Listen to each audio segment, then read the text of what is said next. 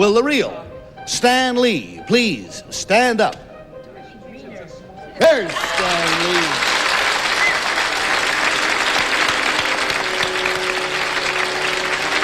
Thank you.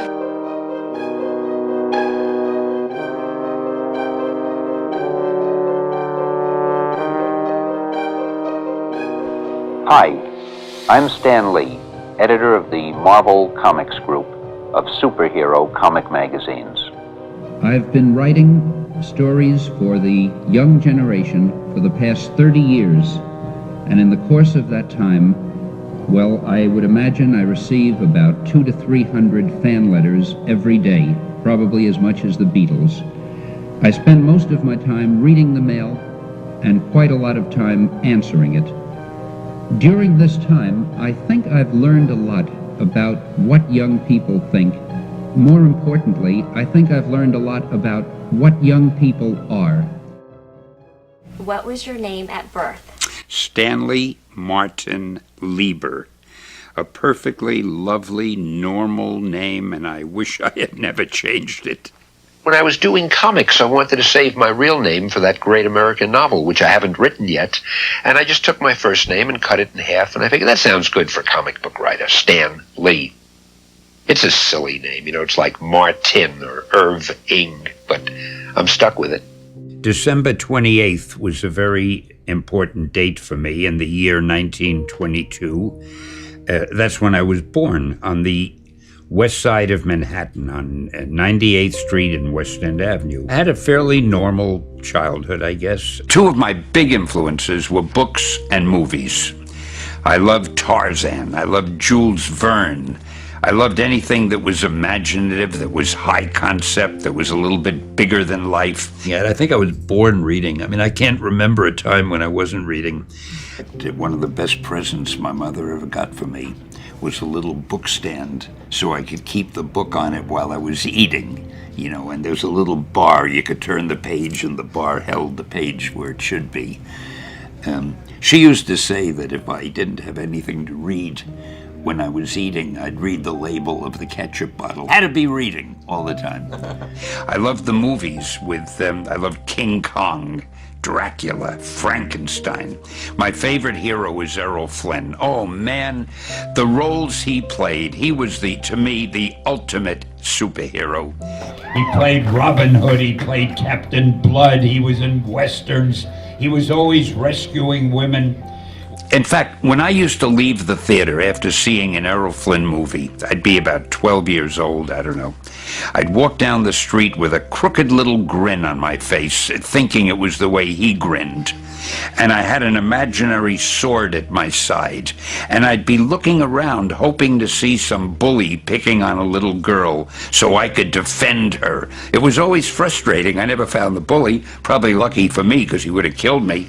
But I wanted to be Errol Flynn more than anything I can think of. Because when I was a kid, we didn't have much money, and going to the movies was expensive. If I was lucky, I could go once a week on Saturday and see a picture. I did a lot of writing when I was in school. I did all sorts of composition. Every time there was a composition class, I knocked myself out to get the best composition. I wrote little poems for the magazine, for our official magazine, things like that. Nobody ever asked me to write stories or to create characters. I sprung from the Depression years of this country, where the most important thing was just to have a steady job. You were a very successful person if you worked steadily by my lights. My father, who was a great guy, but he had trouble getting a job, and so he was unemployed most of the time. My earliest memories are just him sitting home reading the want ads in the newspaper time and again. He had been a dress cutter, and there were just no jobs, apparently, for dress cutters. That's one of the reasons I started working at an early age. When I was in high school, I freelanced, and I wrote obituaries for people who were still alive. And you know, that's a really good use of your time, Stan. You know, when a celebrity dies, about 15 minutes later, the newspaper comes out and there are 3 pages of write-ups about him, and you wonder, how did they write it that fast? It's all there in advance. Exactly. And that's how you know you're famous. I would love to think somewhere, my obituary, is in a file somewhere. Then I'd know I made it. After a while, I quit because it got so depressing writing about living people in the past tense, Then I got a job writing publicity for a hospital. And I never quite knew what I was supposed to be achieving, whether I was supposed to be trying to convince people that if they got sick, this hospital was a better one to go to than another hospital or what. I gave that job up. Actually, I had started as an actor. I thought I wanted to be an actor. There was something called the WPA Federal Theater. It was established by President Franklin Roosevelt after the Depression, when actors couldn't get work, and it was just a government-sponsored thing to give them a chance to perform. And in those days, there was just no money in acting, not in little local theaters where I was. I was able to make more money writing, so I forgot about it. But I've always been a frustrated ham. I wanted to be an advertising man also. I love advertising. I guess when I went to work for Marvel, which then was called Timely Comics, it was the very early 1940s. I had an uncle named Robbie Solomon, and he worked for a publisher named Martin Goodman. Now, Martin was related to me in this way. He had married a cousin of mine, whom I didn't really know that we weren't good friends, but because of that, he was my cousin-in-law. That publishing company, which was called Magazine Management, they were looking for an assistant, they needed somebody for a job.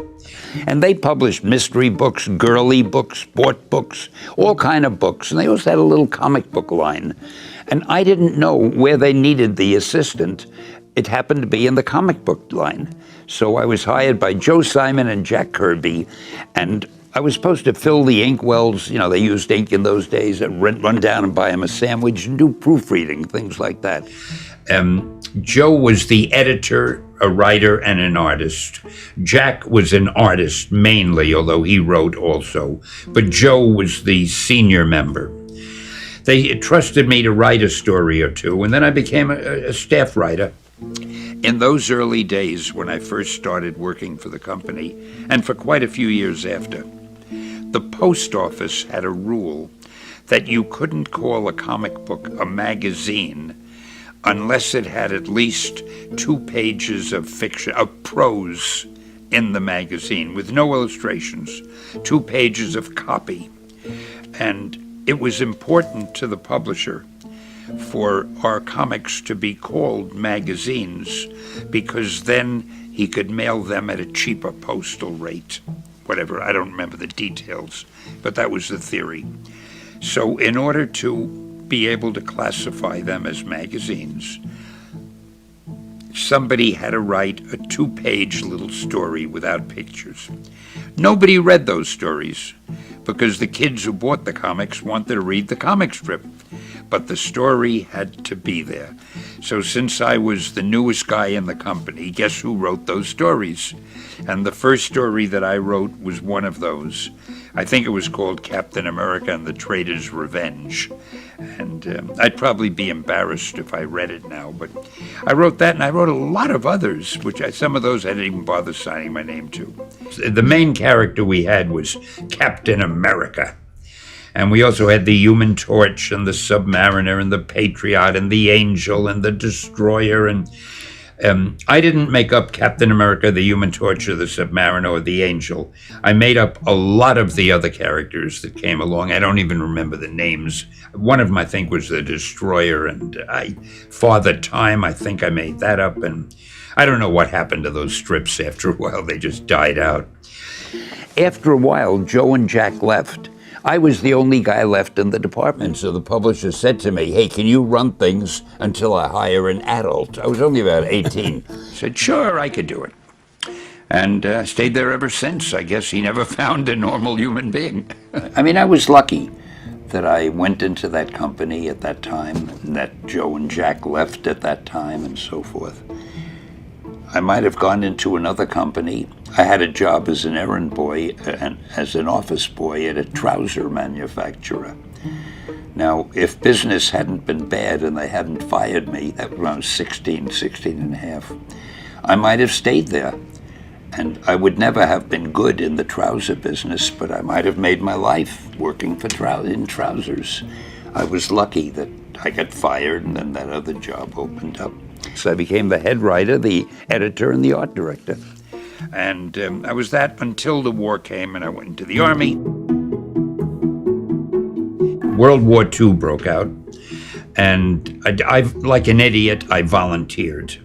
I wanted to be a hero, but I never got overseas. I enlisted and they put me in the Signal Corps, and I trained to be one of these fellas that goes ahead of the troops and fixes the wires for communication.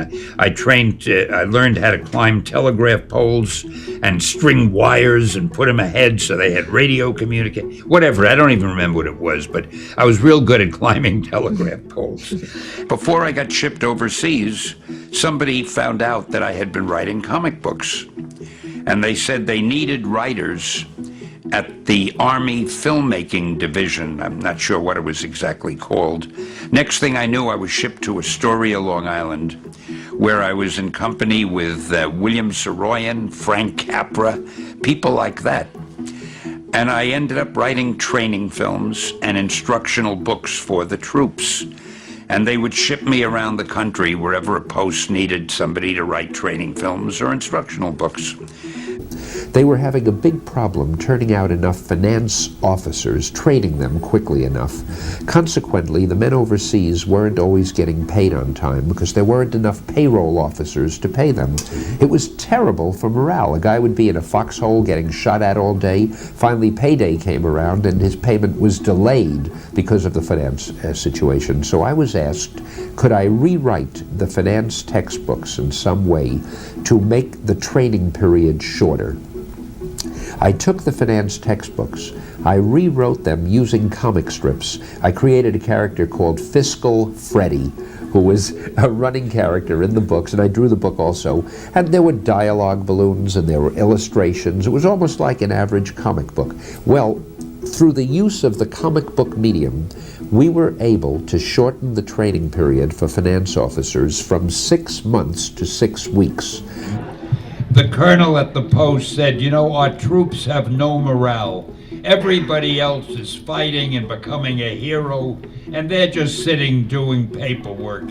Is there something you can do to increase their morale? So I decided to give them a song they could sing, that they could march to when they had their drill.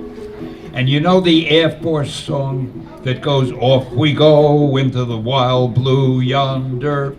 So I wrote a song for them to that tune, and I'm going to sing it for you now, because this song inspired them, and it increased their morale.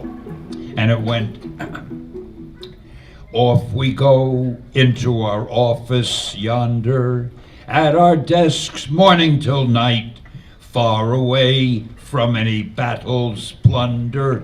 We pay off the fellows who fight, clerks alert, guarding our books from blunder. Payroll forms clutter the floor. We write, compute, sit tight to boot. Nothing'll stop the Army Finance Corps.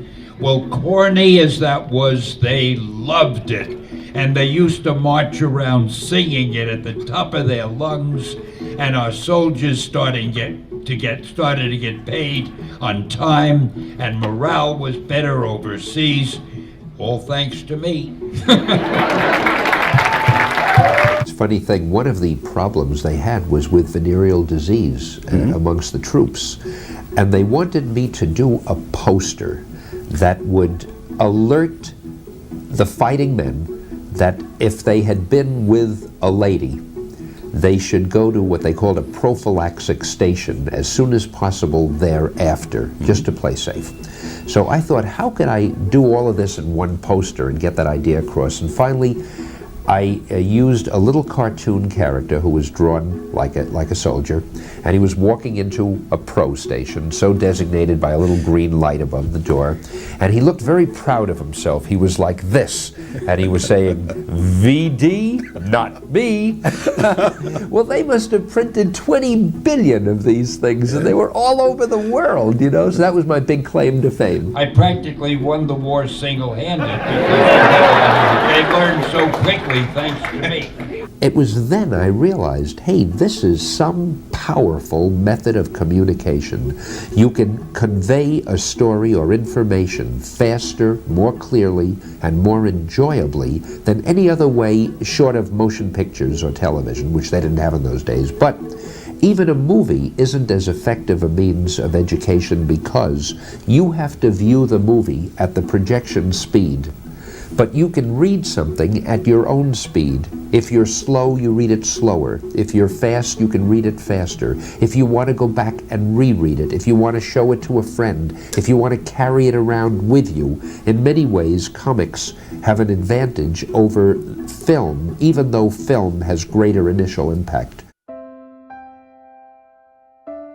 After the Army, I went back to the comic book company, started doing what I had been doing all the time. And then I guess the next important thing was my marriage. When I was a kid, I used to draw pictures of girls. Most guys who think they can draw pretty girls. And there was one face I always drew. To me, it was the ideal, gorgeous-looking girl's face. One day, I had a cousin named Morty Feldman, and he was in the hat business. And he said there was a model, a hat model at this place named Betty, and he thought I'd really like her and she might like me. And I went up to this hat model place, and somebody opened the door, a model, and I took one look at her, and it was the face I had always been drawing. I couldn't believe it. On top of that, she said, "Hello, may I help you?" And she had this beautiful English accent. And I'm a real Anglophile. I mean, an English accent knocks me out.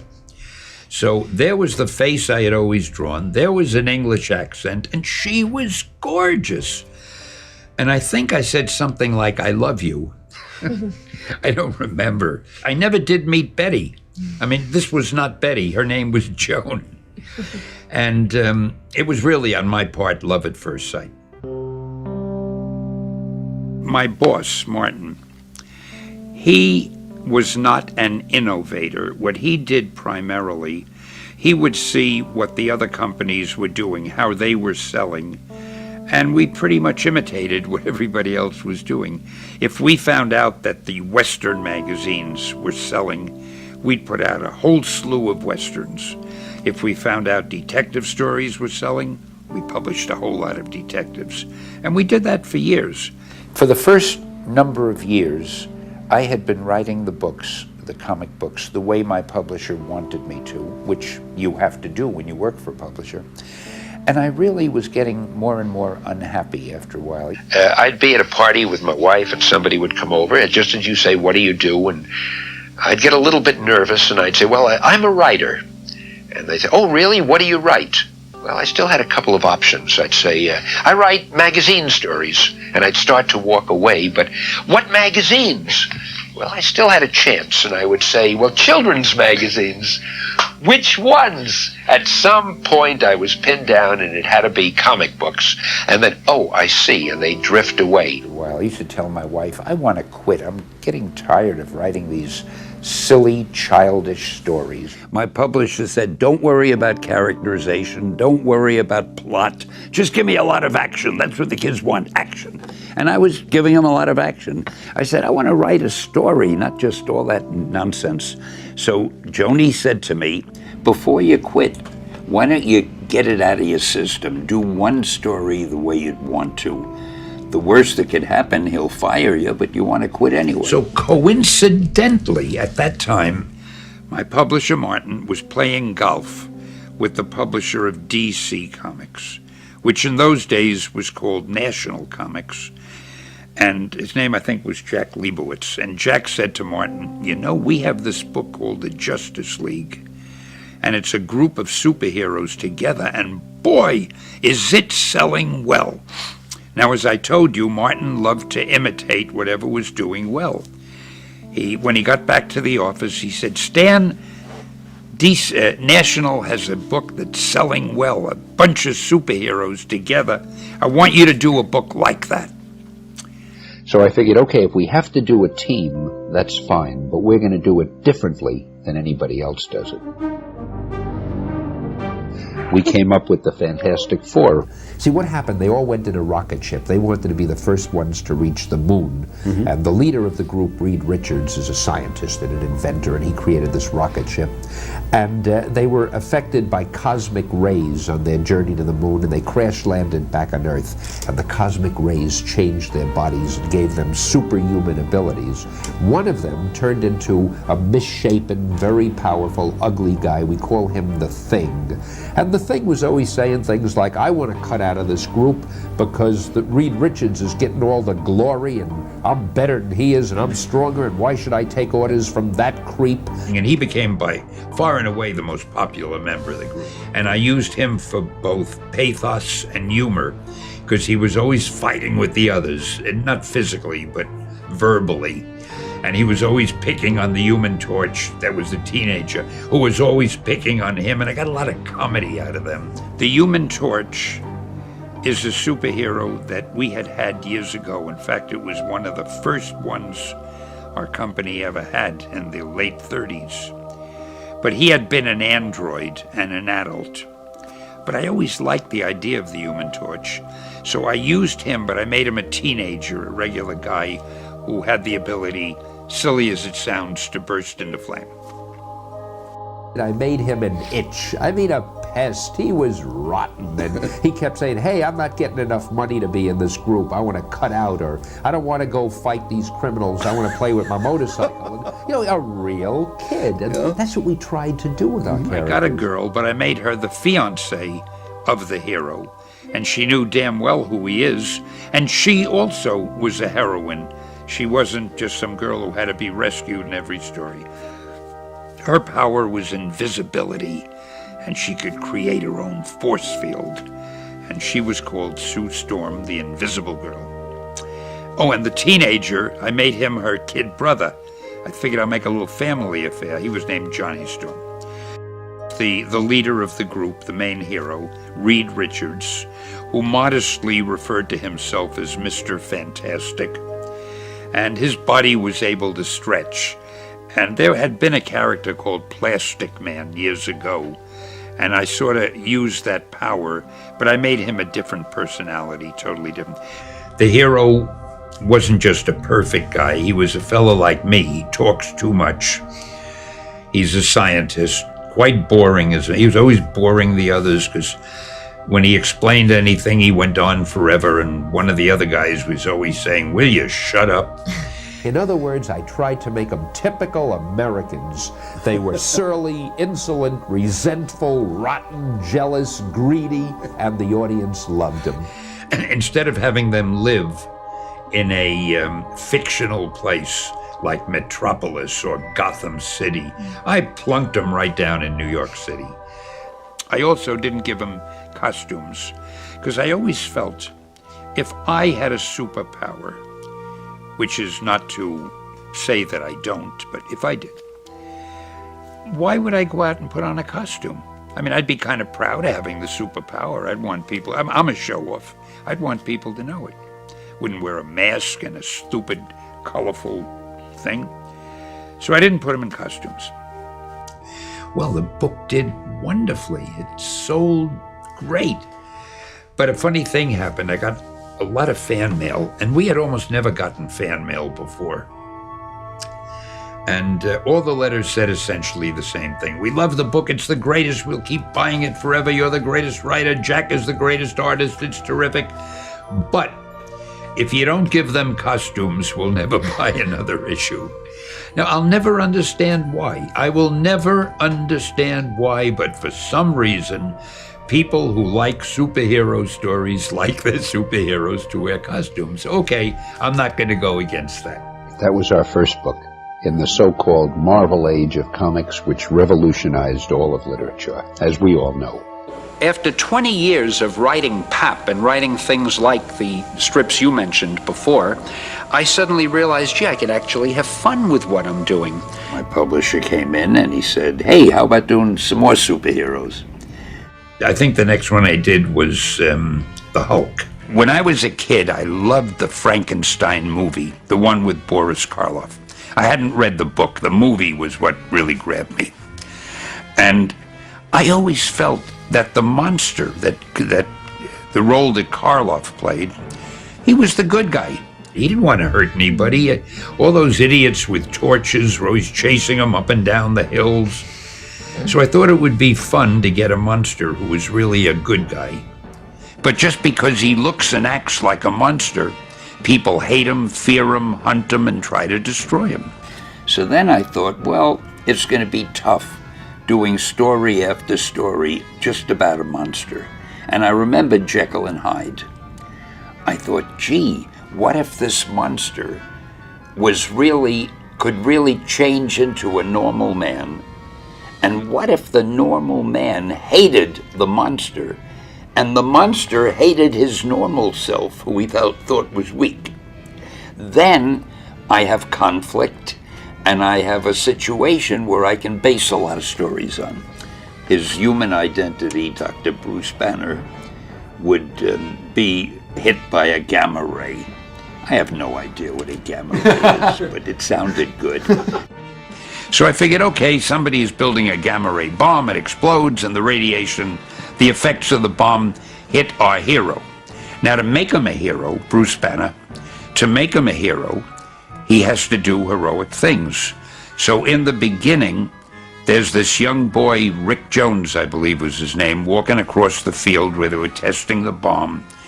And the city of Jones didn't know there was a bomb being tested, and he'd have been killed.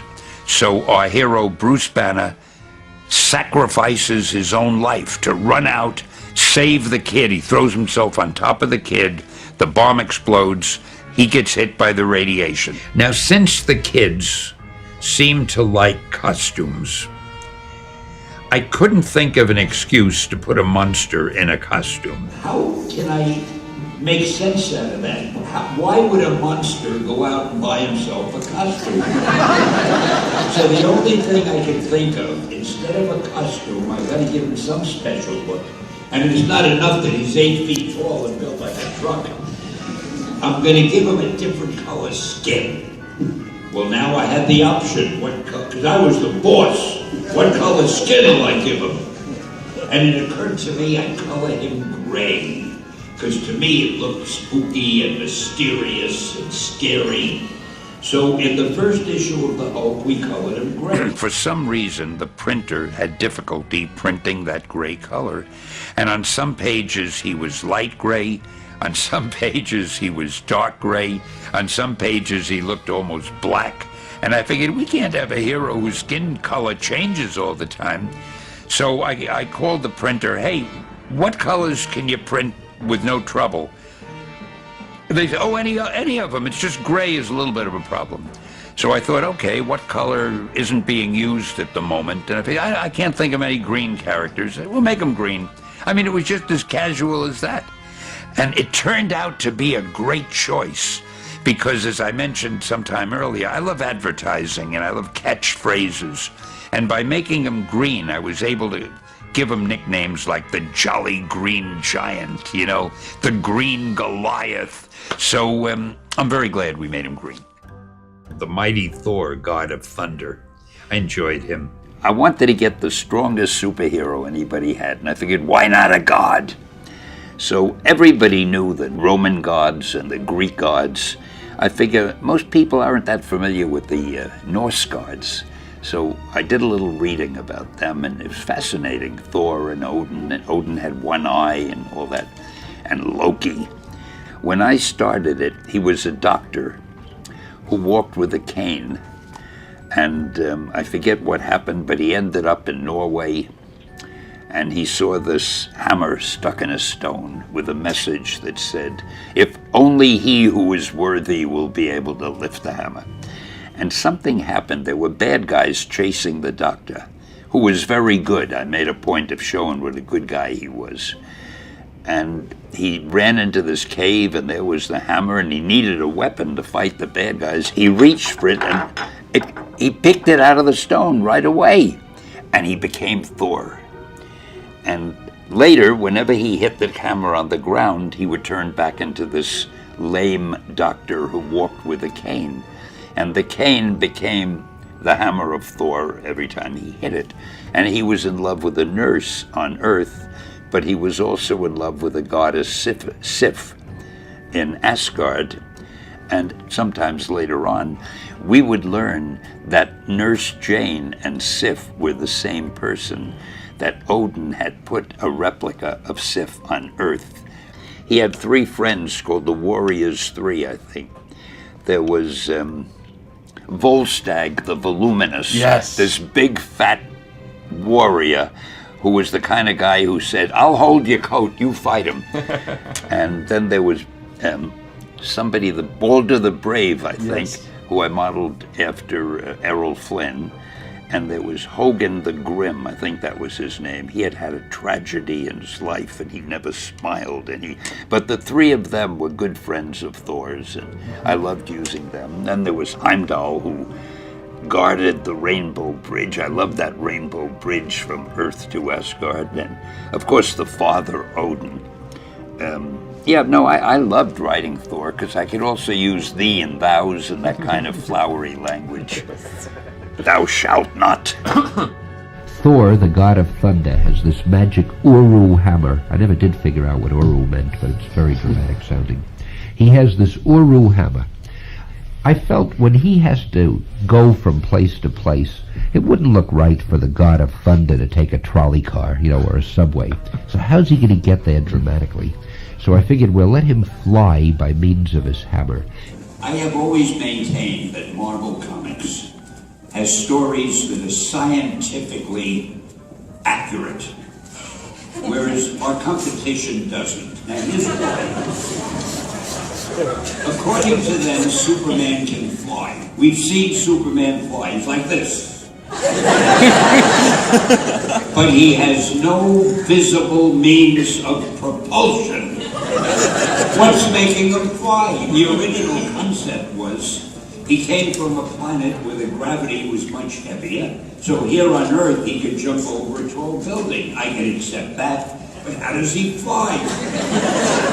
Now we get to Thor, to show you how scientifically accurate. Thor has a hammer with a leather thong that he wraps around his wrist. When Thor wants to fly, remember scientific accuracy, he twirls the hammer like a propeller, lets it go. The hammer goes flying off. Who's attached to the hammer?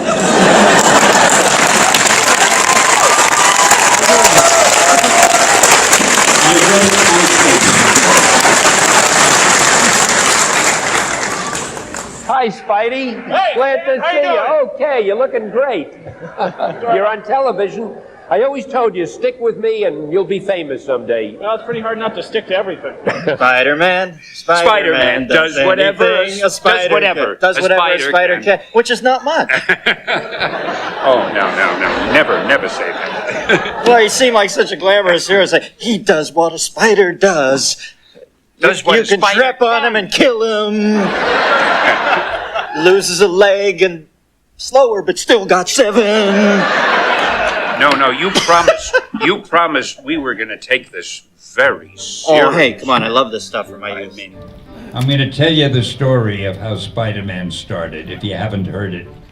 I had already done the Fantastic Four and the Hulk, and we were on a roll. My publisher came to me, and he said, "Stan, I want you to come up with another superhero." So I went home and I tried to think of something else. The thing with a superhero that you have to get is a unique superpower. Well, we already had somebody who was the strongest guy in the world, somebody who could fly and so forth. I was thinking, what else is left? So I was sitting around wondering what to do, and I saw a fly crawling on the wall. And I said, gee, wouldn't it be something if a character could stick to the wall or a ceiling like an insect? I had my hero, but what would I call him? So I thought, well, I could call him Insect Man, but that didn't sound dramatic. So I said, well, let's see, Fly Man. Mosquito Man, that didn't have any glamour. And then I remembered I had loved that pulp magazine called The Spider. I think it was called The Spider, Master of Men. There was nothing spiderish about him. It was just a name he had. He was just a guy in a hat and, he hit people. But I liked the name, so I thought I'll call him Spider-Man. It just sounded dramatic. So, okay, I had my hero, I had his power, his name, and then I figured, just for fun, I'm going to give him personal problems. In order not to make him a typical hero, I made him an average guy who was kind of unpopular. He was sort of a nerd. The kids didn't like him. They thought he was a bookworm. He didn't have enough money. He had to support his old aunt. He was an orphan. He was shy and so forth. And I thought I'd make him a teenager so that the teenage readers could relate to him. He shoots webbing out from a little wrist thing he has, and he can shoot at any distance. There could be a building a mile away. Somehow it hits the building, sticks to the building. He swings on it like Tarzan. Perfectly scientific and logical. And that's why our books are beloved by science students and professors and the like. Armed with all that wonderful material, those great ideas, I ran into my publisher's office and I told him. This was my reaction, the reaction he gave me. Stan, that is the worst idea I have ever heard. He said, first of all, people hate spiders. You can't call a hero Spider-Man. When I said I wanted him to be a teenager, that's the way he started, he said to me, you don't understand, Stan, a teenager can only be a sidekick. He can't be the hero. Then when I told him I wanted Spider-Man to have problems, Stan, don't you know what a superhero is? I left the office disappointed, but obviously a much wiser man. And I couldn't get Spider-Man out of my system. We had a magazine called Amazing Fantasy, which I did with Steve Ditko, who he's really one of the greats. For some reason, I loved the book, but they weren't superheroes. What it was, they were little Originally it was Amazing Adult Fantasy. That's right. And I wanted stories for older readers, so I tried to write science fiction stories, very short ones, with O. Henry endings, with surprise endings. And each book might have had 4 or 5 of those stories. I thought they were great, but they didn't feature men in tights, so the public, that wasn't what they wanted at that time. So we were going to drop the book. Now, when you're putting out the last issue of a book, nobody really cares what you do whatever you it. want. So I figured, I'm going to put Spider-Man in there. Jack Kirby was probably the greatest comic book artist around.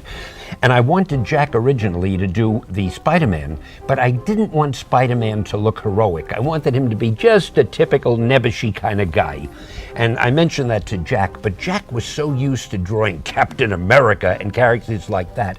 When he gave me the first couple of pages, I said, no, you got him looking too heroic. So I gave the strip to Steve. It didn't matter to Jack. Nobody knew it would be a big strip, and Jack was busy doing all the other books. Steve was just perfect for it. I put a Spider-Man story in Amazing Fantasy and featured it on the cover and forgot about it. A month later, when the sales figures came in, Amazing Fantasy had been our best-selling book, with Spider-Man on the cover. So my publisher called me into the office and he said, Stan, do you remember that character of yours, Spider-Man, that we both loved so much? I swear. He said, let's make him a series. And that's how Spidey was born. Who came up with the way he looks? Steve Ditko. Steve designed the character. The colors? Everything about the costume.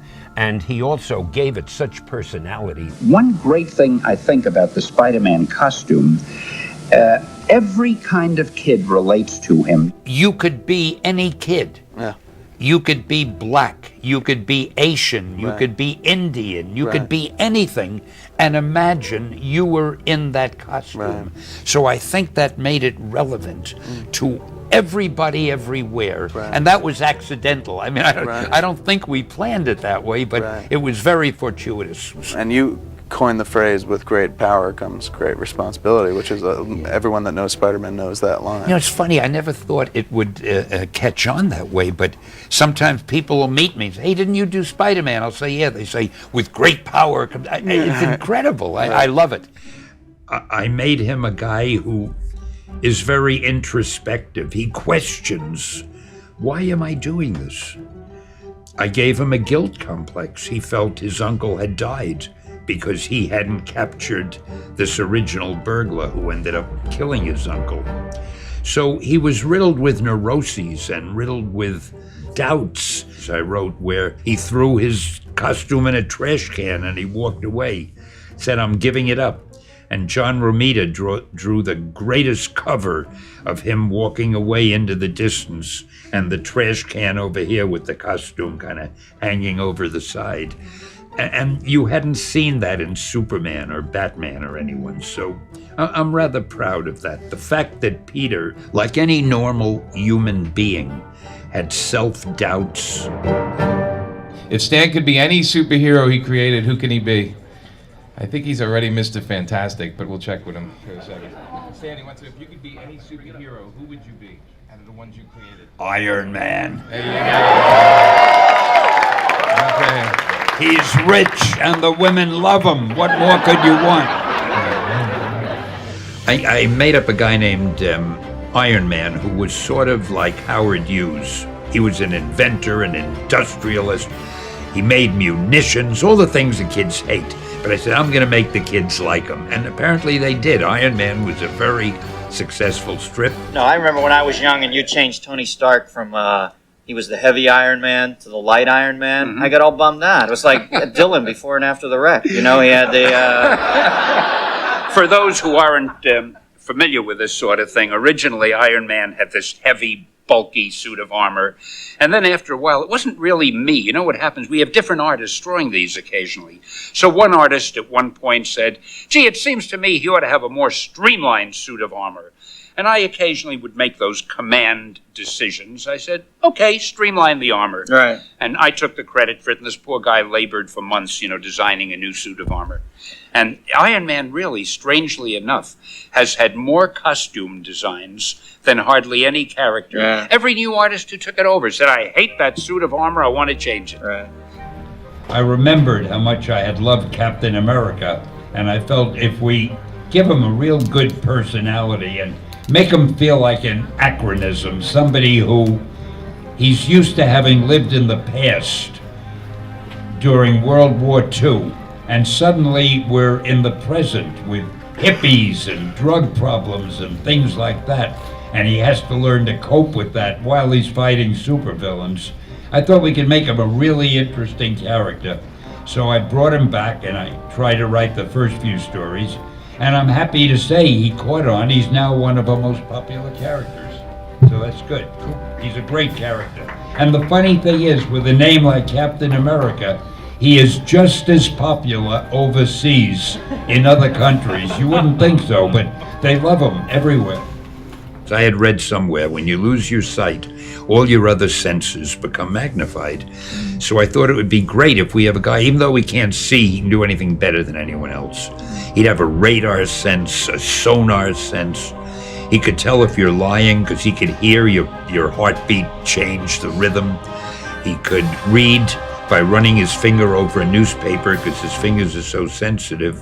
Like with Braille, he could actually feel the newsprint on the paper. And he'd be the world's greatest gymnast because you get your balance from your ear. So I loved Daredevil. He became very popular. I was a little afraid after I did Daredevil. I thought maybe blind people would object, but I got a lot of mail from charities like the Lighthouse for the Blind and Seeing Eye, and they said, we read those stories to our people and they love them. And that made me feel so good, you know. I had a character called Dr. Strange, who was a magician, master of the mystic arts. Again, in trying to be realistic, not only is he a magician and he wears a cape and he has a mustache, because all dramatic people have to have mustaches, but we decided he'd live in Greenwich Village. And he occasionally walks down the street and he has to watch out about being mugged. And again, it's the juxtaposition of the supernatural with the very mundane, everyday type of existence, you see. Anyway, one of the things about Dr. Strange, he visits other dimensions and he can bring his ectoplasmic self out of his physical body. But he also, as all good magicians must, utters incantations and chants, you see.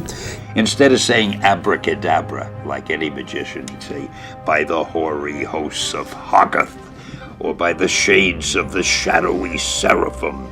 I don't know what the hell any of that meant, but it sounded good, I thought.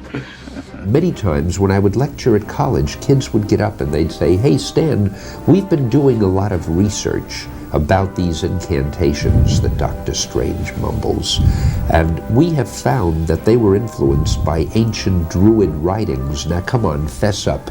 You stole that from the ancient Druids, didn't you? Did you? Well, I know about as much about Druidry as I do about brain surgery, you know. I made the expressions up, but it made me realize how the readers take these things seriously, and they will look for hidden meanings, and they will look for things that you don't even know are there. It's also very gratifying because it gives you the feeling that however nutty the work you're doing may be, the reader is finding some element of realism and sincerity in it. I wanted to do another group of superheroes. But I was getting tired now of figuring out how they get their superpowers. I couldn't have everybody bitten by a radioactive spider or exposed to a gamma ray explosion. And I took the cowardly way out. I said to myself, why don't I just say they're mutants? They were born that way. We all know there are mutants in real life. There's a frog with 5 legs, things like that. So I won't have to think of new excuses. I'll get as many as I want, and yeah, he's a mutant, that's all. So, okay, I had the idea, and I made up some characters that I loved, and I went to my boss, Martin. He was still publishing at the time. I wanted to call them the mutants, and the publisher said, no, you can't call them the mutants, because nobody knows what a mutant is. Well, I didn't really agree, but he was the publisher. So I tried to think of another name, and I figured, well, mutants have extra power, so we'd call them the X-Men. And I said to him, how about calling them the X-Men? He said, yeah, that makes sense. And I figured out, who's going to know what an X-Man is, you know? But this is why I'm not a businessman. One of the themes is, it's an anti-bigotry theme. We shouldn't hate people just because they're different. Because our heroes of the X-Men are all different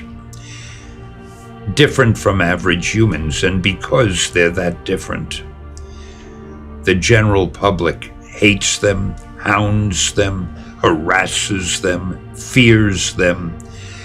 And again, when I used to do a lot of college lecturing, so many of the students would get up and say, we feel that the anti-bigotry message of the X-Men is a very strong one. We have Magneto, who is every bit as intelligent as Professor X and had this great power, and he didn't feel he was a villain, and I didn't feel he was a villain. He just felt the X-Men are the next step in human evolution and they should rule the world. Professor X felt, no, you've got to work together with the humans and so forth. And I tried to make it a little treatise about bigotry and about tolerance and things like that. I tried to throw another dimension into the adventure, not just take that, you rat, and that's the story, you know. Before the Marvel superheroes, the superheroes you read about really never had to worry about making a living. Women always were in love with them. They didn't have to worry about getting dates. They were always pushing the girls away.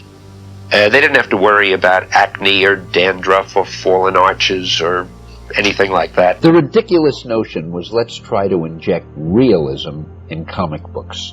And somehow the juxtaposition of the fantasy and the realism seems to have struck a chord. The more realistic we make our characters, the more the college kids who read them think that it's satire, which has taught me a very great lesson. The world is so crazy that if you present things the way they really are, it comes across as broad satire. And oh, wait a minute, no. all the sociology and psychology majors can do what they want with that one. Try to have the people talk like real people. We try to define the characters and have them stay in character. We tried to get stories that, while imaginative, still had some realism. We grabbed a lot of readers who were much older, who liked the kind of things that we liked, but we didn't lose the young kids.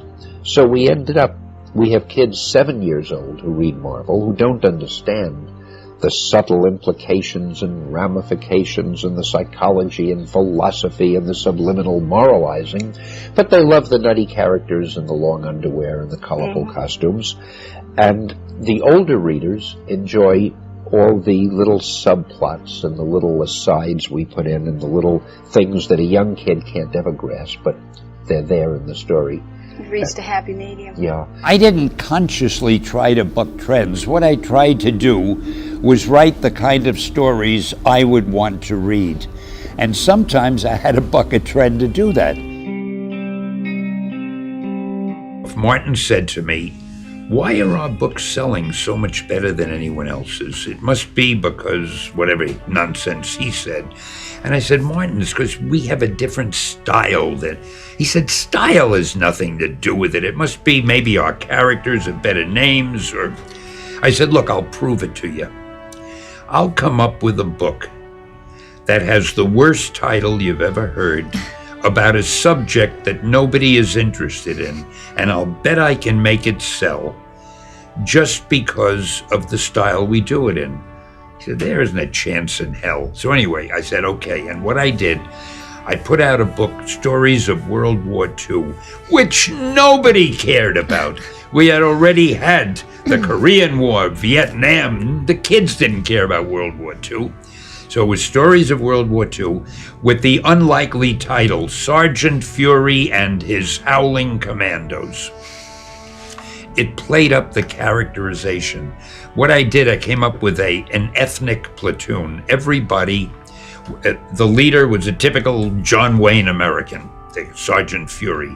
We had a black soldier named Gabriel Jones, who really, I mean, it wasn't a token black. He was a black guy who acted like a black guy, and the others reacted to him the way they would in real life and so forth.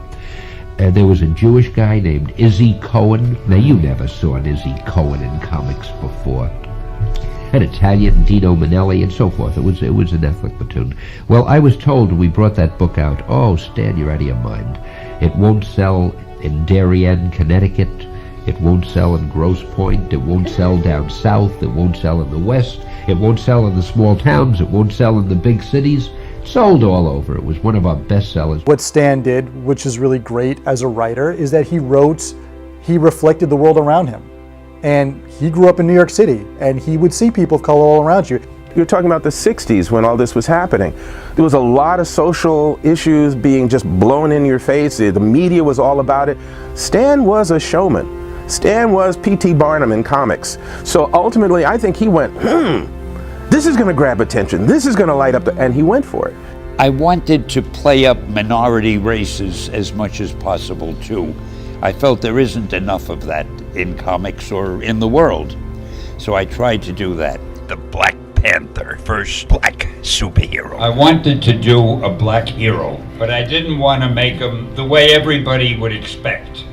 I thought it would be fun to let him be in Africa, and it looks like he's the chief of a tribe of typical African natives with thatched huts and so forth. But nobody realized that underneath the ground was the most modern city with the most scientific developments, and he was one of the greatest scientists. I thought that would really surprise people and give a new twist to using a black character. Yeah. To make a black royal superhero, an African, he wasn't like a buffoon in the 60s? Do you know what kind of guts that took for him to do that? You remember, Stan Lee is a Jewish, he's Romanian Jew, lived in the Bronx. He's from the ghetto. Stan Lee never left his humble and always put it in his work. You see what I'm saying? Growing up as an African American, I just really appreciated seeing him represent people of color when he didn't have to and when a lot of other people weren't.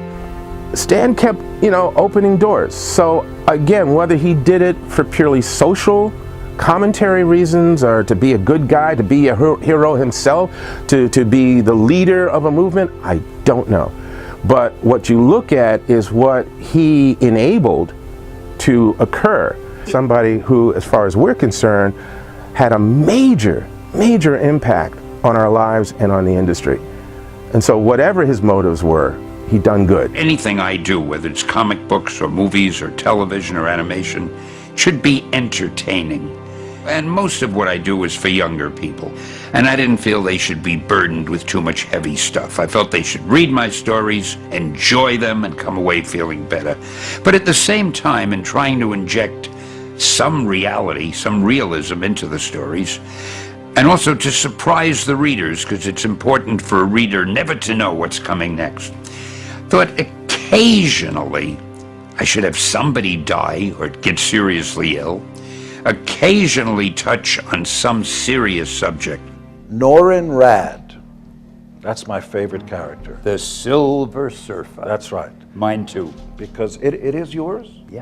Yeah, I love him. Because he was able to say all the things I wanted to say. I could get my own little bits of philosophy into his dialogue. I always had a thing for the Silver Surfer. I had done everybody as a villain, and one day I said, we ought to do somebody who's like a demigod. And I came up with this character, Galactus. Really kind of silly, but Jack made him look good. He's a guy who traveled through the galaxies, and he destroyed planets. And he wasn't a bad guy. He only destroyed planets because they provided him with his nourishment. He would drain all the energy out of a planet to keep himself alive. He was huge, and he had this huge spaceship, and he didn't want to harm anybody, but he had to live. Jack and I discussed the plot. He went home to draw the story, brought it in. Well, when Jack gave me the drawings, I saw this nut on a flying surfboard in the story, you see, and I said, who's that guy? He said, well, I figured a guy like Galactus would have to have a herald who goes before him and flies on a flying surfboard. I loved the way he drew this character. This character looked so heroic and so noble and so dramatic that I gave him the name the Silver Surfer. And I figured I'm not going to just make him a guy who says, hey, Galactus, sweetie, I found a planet for you. I'll try to give him a personality of somebody who's pure and noble from outer space and who doesn't really want to find these soon-to-be victimized planets. For Galactus, he became my mouthpiece for how I feel about a lot of things. I told Jack I want to use this character a lot. And he came to Earth and he would say things like, we live in the greatest planet we could ever want. It has everything. It has clean, fresh air. It has sunlight, moonlight. It has all the water we could need. Most of the planet is water. It has beautiful growing things, all the food we could want, room for everybody.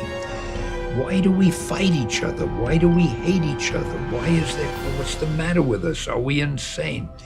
Inevitably, mostly at colleges, some kid would get up. Stan, tell us about the Silver Surfer. And do you equate his Judeo-Christian philosophy with that? And they'd get into all of this deep stuff, which I loved. I can't tell you how many college students do term papers about Dr. Strange's incantations, about the symbolism and the mythology involved in the mighty Thor who lives in Asgard, home of the Norse gods, about SpiderMan's personal problems and home life, about the religious significance of the Silver Surfer, who we could devote a whole show to the Silver Surfer because there are so many complex and I'd like to think profound elements in the Silver Surfer stories. And I guess even though comics are thought of mainly as a children's medium, I guess I get the biggest kick of knowing that not only do the kids like the books, but in some way we seem able to reach older readers on another level, and the college kids are so much into these comics also. The mighty Thor. I had a scene where he comes down to Earth and he's talking to a bunch of college kids.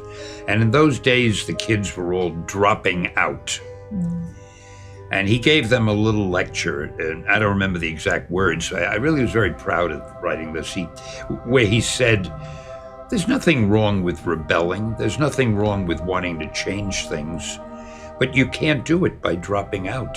You're giving up. If you really want to change things and make them better, you've got to plunge in. You've got to be a part of the process. Only I wrote it better than I'm saying it now, a lot of the college kids would quote that to me too during lectures. I tried to do an anti-drug story in fact, I did one with SpiderMan and almost got in trouble. It was a funny thing. It was an anti-drug story, but I mentioned drugs. And at that time, the Comic Book Association, which was a censorship group, they said, you can't use that story because you mentioned drugs. I said, but it's an anti-drug story. So life can be very complicated. The serious themes that I would occasionally inject were for another reason. I began to realize, judging by the fan mail that we received, I began to realize that our books had quite an influence on the readers. And I kind of took that seriously. I felt if these people are reading my words and the words of the other writers working for Marvel, I felt we've got to be careful and we've got to make sure that we're not giving them the wrong messages. So I don't like to preach. I hate people to preach to me, and I don't like to preach to other people. But at the same time, I feel there are kind of universal truths that nobody could quibble with. Like, to me, the most important mantra in the world is do unto others what you'd have them do unto you. I mean, I don't see how anybody could take issue with that, and I try to follow that, and I think if everybody followed it, the world would be paradise. If you'd never treat anybody the way you didn't want to be treated. So that's about as far as I get into religion. Just, I was opposed to bigotry, I was opposed to cruelty, I was opposed to demeaning women or other sexes or other races or colors or creeds. So I would try occasionally to bring those themes into the books. Now, very often I'd get fan mail from people. What is your religion? What do you think of Christianity as opposed to Judaism, as opposed to Buddhism? Never got into that because I didn't feel it was our place to get into that sort of thing. And I would answer them, but I never answered the question specifically. I would tell them, we are purveyors of entertainment, we hope. Marvel Comics Group is the acknowledged leader in monthly sales of all comic magazines published today. As a matter of fact, our sales have tripled in the past 3 years, which is quite a publishing phenomenon. All of a sudden, with the start of our new superheroes, we got real letters. I like this, I don't like this, you did a great job on this. So I decided we ought to change the name of the company, get something better than Atlas. The first book they had ever published when I started to work there was called Marvel Mystery Comics. So out of sentiment, I said, let's call the company Marvel Comics. It's a funny thing, everything in life really comes down to salesmanship. Anything that's the least bit creative, you've got to sell it, you know. The pitch is important. But again, you get the concept first, you get the characters, you design the characters, you come up with individual story ideas, then you go and you pitch it.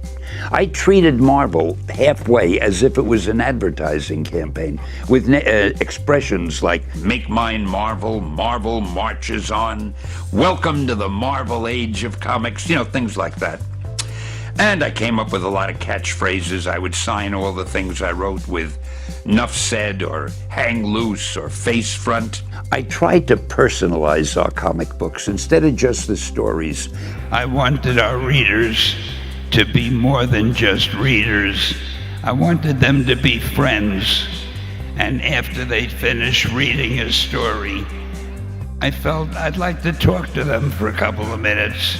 I had a column called Stan's Soapbox, where I would just talk to the readers, not even necessarily about comics, anything that came to mind. I loved having letters pages, letters to the editor, because people would like to read what other kids had to say and like to read our answers. Now, our competition, they would have a letters page, and the letter would say, "Dear Editor, I read your story and I liked it, signed Charles Smith." And the answer would be, "Dear Charles, thank you very much, the editor." And I thought, oh, hell, that doesn't do anything. So if I would get a letter that said, "Dear Editor, I liked your story, signed Charles Brown," I would answer it, "Hi, Charlie. Hey, thanks for your letter. It's nice to know you're out there." And I'd sign it, "Excelsior Stan." And I tried to keep the tone friendly, as if I'm a guy they know and we're just talking together. And after a while, it became very natural. And after a while, all the letters, "Hey, Stan, I loved your story. Hey, Stan, I hated your story," whatever it was. But it was like they knew me and I knew them. And even on the covers, I tried to put things in the covers that would make the readers think that we're real people and they know. For example, one cover, I remember one book. I don't remember what book it was, but I wrote, "This may not be the best story you've ever read, but we've given you enough good ones, you owe it to us to buy this one too." Everybody thought I was crazy for writing that. You know, that was one of our best-selling books, and I got more mail from the readers. "We think it's great that you wrote that. Oh man, we got such a kick out of it." I would end most everything I said with "Nuff said." And I noticed after a while DC Comics was saying "Nuff said." That, hell, I'm going to change that. So I'd end with "Hang loose." You know, whatever you do, wherever you go, hang loose. Sure enough, some of the competitive mags started using "hang loose." And this went on and on, whatever I came up with. So I figured I've got to get something that they won't copy. And I tried to think of something, A, they wouldn't know how to spell, and B, they wouldn't know what it means. And that's why I came up with the word Excelsior, Old English, upward and onward to greater glory. I had friends who worked at the competition, just like they had friends who worked at our place. And occasionally these guys would tell me, they'd say, "Stan, it's the funniest thing over at the other comic book company. They keep saying, why is Stan's books outselling us?" And some big brain would pop up and say, "I've noticed Stan is using a lot of red on his covers." So for the next month or two, a lot of their covers came out with a lot of red in them. The minute I'd hear that, I would tell our colors, "Don't use any red for the next few months." Or they would then say, "He uses a lot of dialogue on his covers." So again, I would say, "Keep all the dialogue off the covers. Let's drive him crazy." I think we did. DC, which at the time called themselves National Comics, for some reason, I don't know what the reason was, they decided to change their name. Now, we called ourselves Marvel.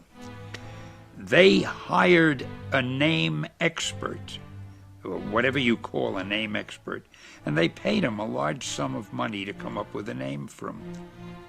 So I will repeat, we called ourselves Marvel, and they came up with DC? I mean, what the hell can you do with DC?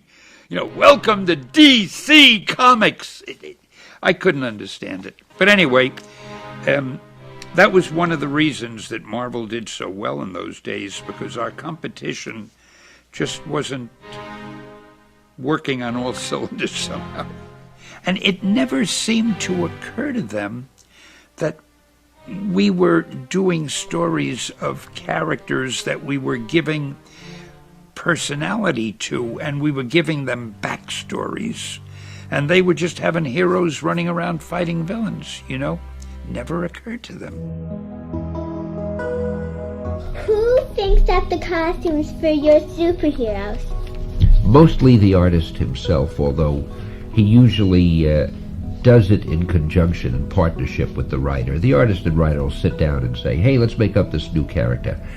and the writer will say, gee, I sort of picture him wearing this type of a mask and this type of a cape and so forth, and the artist listens very attentively, then goes back and draws whatever he feels like anyway. It's always a constant battle between the artist and the writer. I don't think my stories would have looked as good if Jack hadn't done some of them, because he was brilliant. In fact, all the artists were brilliant.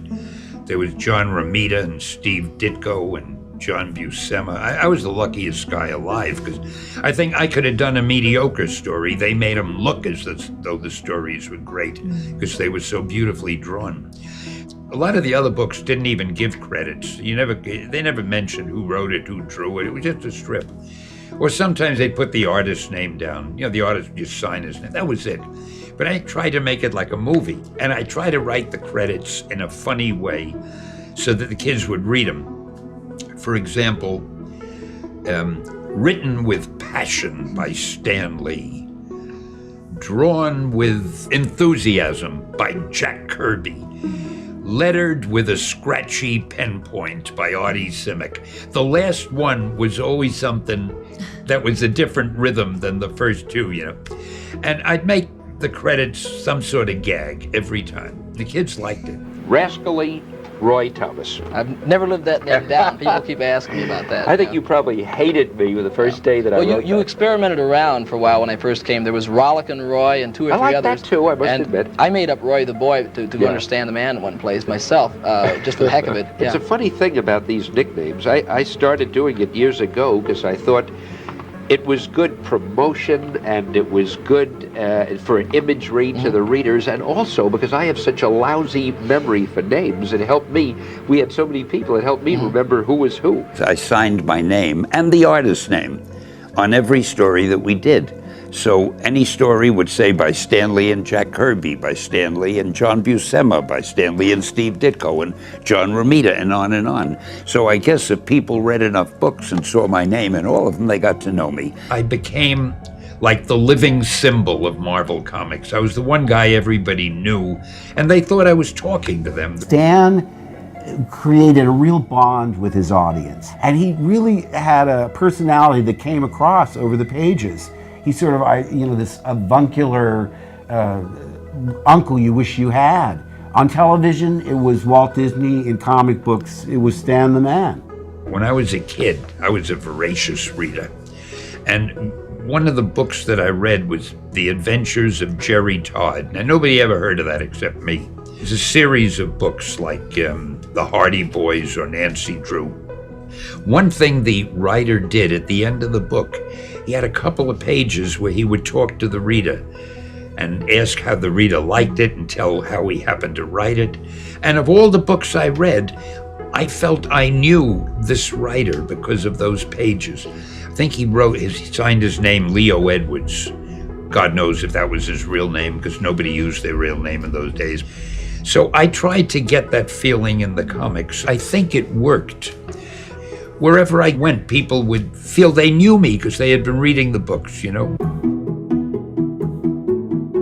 I've been asked, why do so many of your characters have the same letter in the first name as the second? Peter Parker, Bruce Banner, Reed Richards, and on and on. I have bad memory for names, so I try to give every one of my characters the same first letter as last letter. So if I remembered one of them, it would give me a clue to what the other name was. Sometimes I'd get a letter saying, I just read the latest Hulk. And don't you remember that the Hulk's name is Bruce Banner and not Bill Banner? So many of those things. And finally, I decided I'm going to have fun with these things. And I said, I'm going to offer a no prize to anybody who finds an error. He had that sort of snarky humor. He would give away no prizes because people are always pointing out boo-boos and mistakes and stuff.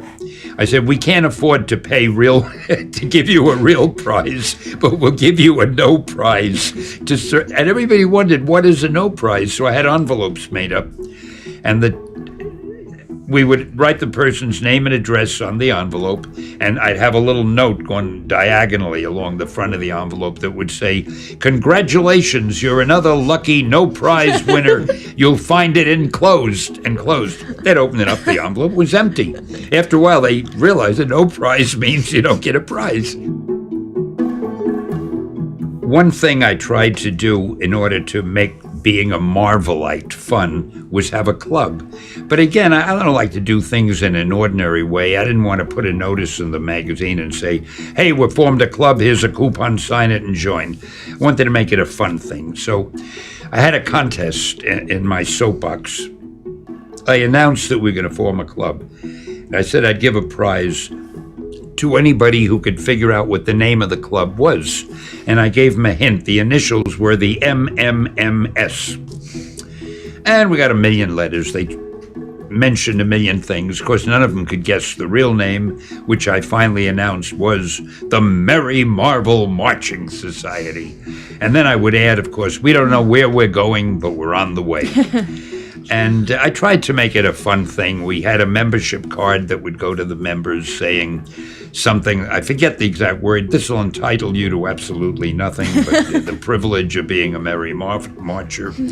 And then to make it very different, something you couldn't get in any other club, I marched most of the staff across the street to a recording studio. And I remember they were grumbling all the way. Why do we have to do this? We got our strips to do. What the hell are we following Stan for? And what's he got us doing now? Anyway, went up to the studio and we made a recording. We hadn't rehearsed. It was all ad lib. I announced what we were and who we were, and I introduced Artie Simic, our letterer, who I think he played the harmonica for a minute, and I introduced Jack Kirby, who said, what am I doing here? And it was funny. It was really funny. And the members loved it. We sent these records. Nobody else got a record like that. And we had a little Merry Marvel Marcher pads that we send to people and a certificate that looked like a doctor's certificate or a graduation certificate, but when you read it, it was all nonsense, but it was very official looking. There was a fan who's quite a big writer now named Mark Evania, and he sent me a letter, a fan letter, and he said, what you ought to do is have the ranks of Marveldom. Like you ought to have and he had a bunch of initials, and I can't remember what they are now, like a real frantic one, an RFO, and each set of initials meant something. The more books you bought a month gave you letters that would make you a higher rank. And those became known as the ranks of Marveldom, and I thought that was a good idea. I felt like a king taking a sword and tapping somebody kneeling in front of me on the shoulder. I would make somebody an RFO member or this or that, and I'd get a lot of mail from the readers saying, I'm now at this stage, can I be elevated to this stage because I'm buying an extra 2 books a month? And out of the goodness of my heart, I would elevate him to the other stage. After a while, Martin Goodman, he said, I don't want the club anymore. It's wasting too much of your time. I said, it's great. Everybody loves it. We're having fun. He said, no, I want you all to spend time doing the books. We had to drop it. Years later, I wanted to try another club. So I did the same thing. I came up with the name FOOM, which of course stood for Friends of Old Marvel. And we got a lot of members, but again, Martin wasn't really behind it, and that dropped. They later tried to do a club when I was no longer there. That was a dismal failure because they didn't do it funny enough. We should have stayed with the Merry Marvel Marching. So I still meet people today. I'll meet men who come over to me with their kids, for an autograph or something, and say, Stan, by the way, look, I'm a Merry Marvel Marcher, and the guy will take the card out of his wallet. Great. Everything we did had to have a silly, funny sense to it. Initially, comic books were done just like a play. You would write a script, where in a play you would write Act 1, Scene 1. The protagonist enters from stage left and does so and such. With a comic, we would write Page 1, Panel 1. The superhero enters from a doorway and leaps through a window. But it was the same format, and then you put the dialogue in, following the stage directions. I didn't have time after a while to write them all. And these guys like Kirby and Ditko and Buscema and Romita, they were so good at story. They could tell a story with pictures so beautifully. So I would just say to them things like, to Kirby, I'd say, look, for the next Fantastic Four, let's have Dr. Doom kidnap Sue Storm and bring her to Latveria, and they have to go and rescue her. And I'd give them a few more details. Or I would write an outline on a page or 2 pages or a few paragraphs. And I'd say, you go ahead and draw it any way you want. It doesn't matter. I'll put the words in and tie it all together. And they did that. Very often the artist would bring my story back and would have changed it so much I could hardly recognize it. Working that way, it became known as the Marvel method. I love this system. You tell the artist what the story is, let him draw it any way he wants to, and then you put the dialogue and the captions in and exactly match the illustration that you have. It's a real collaboration between the artwork and the script. Why did Jack Kirby, I guess he had been doing the Fantastic Four with you and then went off to DC for a while in, I guess, early 70s, mid 70s? What happened? I really don't know. We never had an argument of any sort. I think Jack felt he wasn't getting paid enough. And of course, that wasn't up to me. That was the publisher who paid him. And I didn't want Jack to go, and I said at the time, Jack, instead of being a freelance artist, why don't you join the staff? I'll tell our publisher to make you my partner. See, I was the editor and art director and the head writer. I said, I'll make you the art director, I'll be the editor, we'll work together as a team, you'll make the same salary I make, and we'll be a team. I would have loved that. He didn't want to do it. He said he wanted to be a freelancer, and he thought he could make more money, I think, at DC, and he went there. I don't think it worked out. He eventually came back to us, but that was the story, as far as I know. You never really know what goes on inside someone's head, but that's what I think happened. I created the situation. I analyzed them. I did them panel by panel, and I did everything but put the words in the balloons. But all of it was mine except the words in the balloons. Whatever we did together, we got sales for Marvel, and I think it was more than that, Jack. We certainly got the sales, but whatever we did together, and no matter who did what, and I guess that's something that'll be argued forever, but I think that the product that was produced was really even more than a sum of its parts. I think there was some slight magic that came into effect when we worked together, and I am very happy that we've had that experience. Well, I was never sorry for it, Stanley. It was a great experience for me. If the product was good, that was my satisfaction. It would be interesting to know whether or not Galactus's exit speech in FF number 50 was an example of Jack's dialogue or Stan's. But I'll say this. Every word of dialogue in those scripts was mine. I can tell you that I wrote a few lines myself above every panel. They weren't printed in the book. Jack isn't wrong by his own lights, because, Jack, answer me truthfully. I wasn't allowed to write. Did you ever read one of the stories after it was finished? I don't think you did. I don't think you ever read one of my stories. I think you were always busy drawing the next one. You never read the book when it was finished. Dialogue, Stanley. Listen to my own dialogue. And I think that's the way people are. So whatever was written in them was it was the action I was interested in. I know, and I really think, and look, Jack, nobody has more respect for you than I do, and you know that, but I don't think you ever felt that the dialogue was that important. And I think you felt, well, it doesn't matter, anybody can put the dialogue in, it's what I'm drawing that matters. And maybe you're right. I don't agree with it, but maybe you're right. No, I'm only trying to say is that I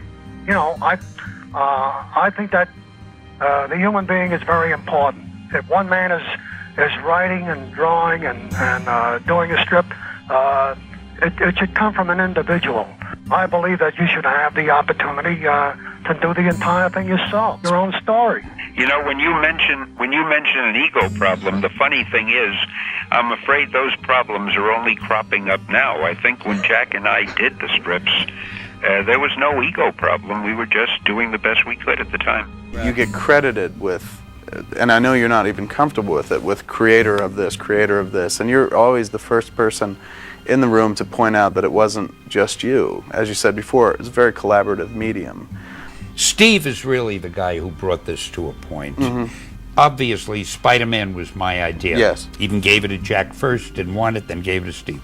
He had complained to me a number of times when there were articles written about Spider-Man which called me the creator of Spider-Man.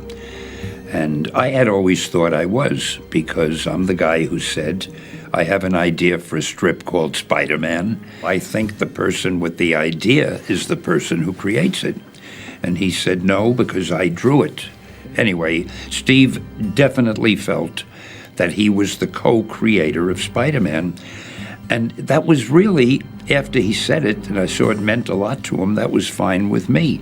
So I said, fine, I'll tell everybody you're the co-creator. That didn't quite satisfy him, so I sent him a letter. I put it in writing. To whom it may concern, this is to state that I consider Steve Ditko to be the co-creator of Spider-Man along with me, something like that. And I sent it to him, and I said, you can show this to anybody you want to. And I found out that Steve still objected to that, because he felt I used the word consider. I consider Steve to be the co-creator. Apparently he felt that wasn't definite enough. So at that point I gave up. I really think the guy who dreams the thing up created it. You dream it up and then you give it to anybody to draw it. I mean... But if it had been drawn differently, it might not have been successful or a hit, I suppose. Yeah, but then I would have had created something that didn't succeed. I have enough respect for Steve and for the other artists that I am very happy and very comfortable to call myself the co-creator of all of these things. Do you find that adults read the comics at all, or is it cut off at a certain age? Man and boy, for 15 years, I used to lecture around the country at colleges, never less than once a week, 52 weeks a year, and each year the audiences were larger and larger. Number two, do you believe that it's bad for children to learn how to read comic books, or do you think it gives them a taste for literature that, better read comic books than nothing? Oh, there's no doubt about it. Better read comics than nothing. Comics are actually very well written. People used to say years ago, I don't want my kids reading comics because it's not teaching them to read. They're looking at the pictures and they should just be reading the words. And I often thought, imagine if they said to Shakespeare, you shouldn't put your plays on the stage. Shakespeare wrote plays. Should you never see one on the stage? Because then you're seeing what he wrote, and your imagination isn't visualizing it. Maybe we shouldn't have stage plays. Maybe we should just read his scripts. You go to see a movie. Maybe you shouldn't go to the movie. Maybe you should just buy the screenplay. I mean, obviously, on the face of it, that's nonsense. Well, it's the same with a comic strip. A comic strip, in its own way, is like theater. Steven Spielberg said to me once, Stan, you and I do essentially the same thing, except my pictures move. There is nothing wrong with reading a story and looking at the pictures. It's a great way to be entertained. At Marvel Comics, our regular books, our vocabulary is of college level. If I wanted to use a word like cataclysmic or proselytize or monolith or anything of that sort, I did. If you write well for children, they will learn those words. If they care about the story, which they do, they will take the trouble to look the word up. And if a kid had to go to a dictionary and look it up, that's not the worst thing in the world that could happen. We haven't lost one young reader through elevating the vocabulary and the style of writing, but we've gained an entire new audience, the college-age reader, you see. A youngster's mind is like a sponge, and I really don't think there's anything that's too tough or too mature for a youngster to comprehend. Oh, sure, the kid can't comprehend all the subtle nuances about something, but I think they can understand so much more than we give them credit for, and they're capable of absorbing and learning so quickly. Most of them don't have the opportunity. It isn't thrown at them enough.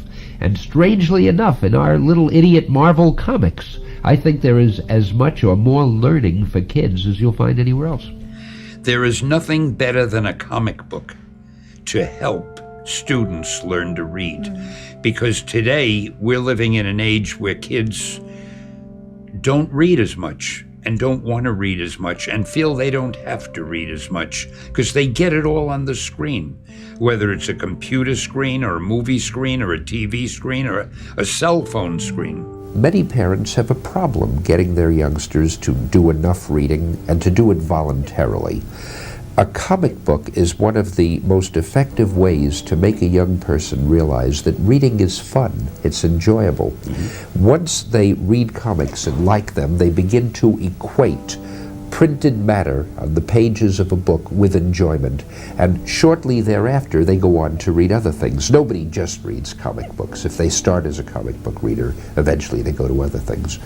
Comics are also used in remedial reading courses. Marvel Comics, we have many schools where teachers ask us to send 100 issues of each or 1,000 issues of each for their students. And again, youngsters who just don't want to read will voraciously devour Marvel Comics. I received so many letters from parents who said essentially the same things. Stan, I can't understand it.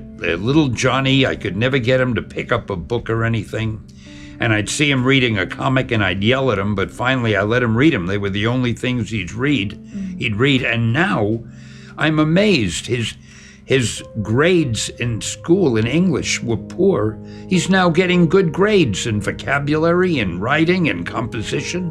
And for some reason, it's since he's been reading the comics. There is really nothing intrinsically wrong with a comic strip per se. It just depends how well written and how well drawn it is, because it is a viable, most entertaining way of telling a story. Just a work of fiction with pictures. Exactly. A good comic book story has what any good adventure story has, except it's illustrated, that's all. But it has to have all the elements: good characterization, believable dialogue, and exciting situations that make you want to go to the next Believable dialogue, zap, bam, whap. Now those are sound effects, you silly person. That's not the dialogue. The dialogue has to I've come to save you. It has to be like you and me talking. Well, it can't be that brilliant, but it has to be something like that. There's no difference between a superhero character and any regular character. If you're using that character as the subject of a movie or a book, you've got to make the character interesting. You've got to make the reader or the viewer care about the character, and you have to make that person want to know what's going to happen next with the character. Somehow, with the new type of comics, better written, more relevant, the readers are not leaving the comics or losing their interest as they reach the age of 14, let's say, the way they did years ago. But comics seem to have more of a staying power with people who are picking them up in the past. Well, at one point, I don't remember when, maybe it was 1970 or around then, I was made publisher. To me, anything that has to do with business is dull, and this is really a business thing. Martin Goodman sold the company to a mini conglomerate, and they kept him on for a while, and then he left, and they needed a publisher, and they made me the publisher. But I'm not a businessman. I'm not going to say I couldn't be a great one if I wanted to be, but I've really no interest in working with figures and things like that. So I didn't enjoy, because I couldn't function as a real publisher. I think that later I even became the president, and then they would ask me for things like they want the people, the board of directors, whoever they were, they wanted me to come up with a 5-year plan, you know. Where will we be in 5 years, and how much budget do we need? I don't know what I'm going to do an hour from now, and I couldn't come up with 5-year plans. So the point I'm making, I kept the title publisher, although I gave up the title president. I said that isn't for me. But I didn't function as a real publisher, because a real publisher is still very involved in the business. And what I did when I became publisher, I pretty much stopped most of the writing I was doing. But I traveled around the country talking up Marvel Comics. I was like a pitch man. I was like the John J. McKenna Jr. of years ago, but instead of talking in classrooms, I was going to colleges and television shows and radio shows pitching Marvel, and I loved it. I loved it. Can the enthusiasm for these comic magazines be successfully transferred to another media such as television? We most definitely feel that it can, and for this reason. For the first time that we know of, we're using the exact same stories and artwork that have made our comic magazines so incredibly successful, using the exact same stories and art for a television show. You know, we've done so many animated cartoons. Some of them I was heavily involved in, some of them I wasn't, so I would have to know which ones. But there were ones that I was involved in, where I consulted with the people doing them. The very first ones were done by a company called producers named Grant Ray Lawrence. That was the SpiderMan cartoons. You used to do the voice of Spider-Man in the old Spider-Man cartoons, Paul, didn't you? Wallop and web snappers, I can't deny it. My spidey senses telling me you're right, Mr. Lee. And you were great at it. It was a great romp, and I've never failed to be astonished at the popularity of them. In fact, is Spider-Man not among the top heroes of the day? Spider-Man is the best-selling comic book hero in the world today. And also, I think they did the Marvel superhero cartoons. Those were the first ones that were done, and they were very basic animation, very simple, but they worked well because they were taken exactly from the comic books. The same stories, they didn't change anything. So even though the animation was very primitive, the fans loved them. In the course of my lecture tours, I was here to UCLA, I don't know how many times, and USC and so forth. And the winters in New York are terrible. I love driving a convertible. And you can't have the top down more than 3 or 4 weekends in New York.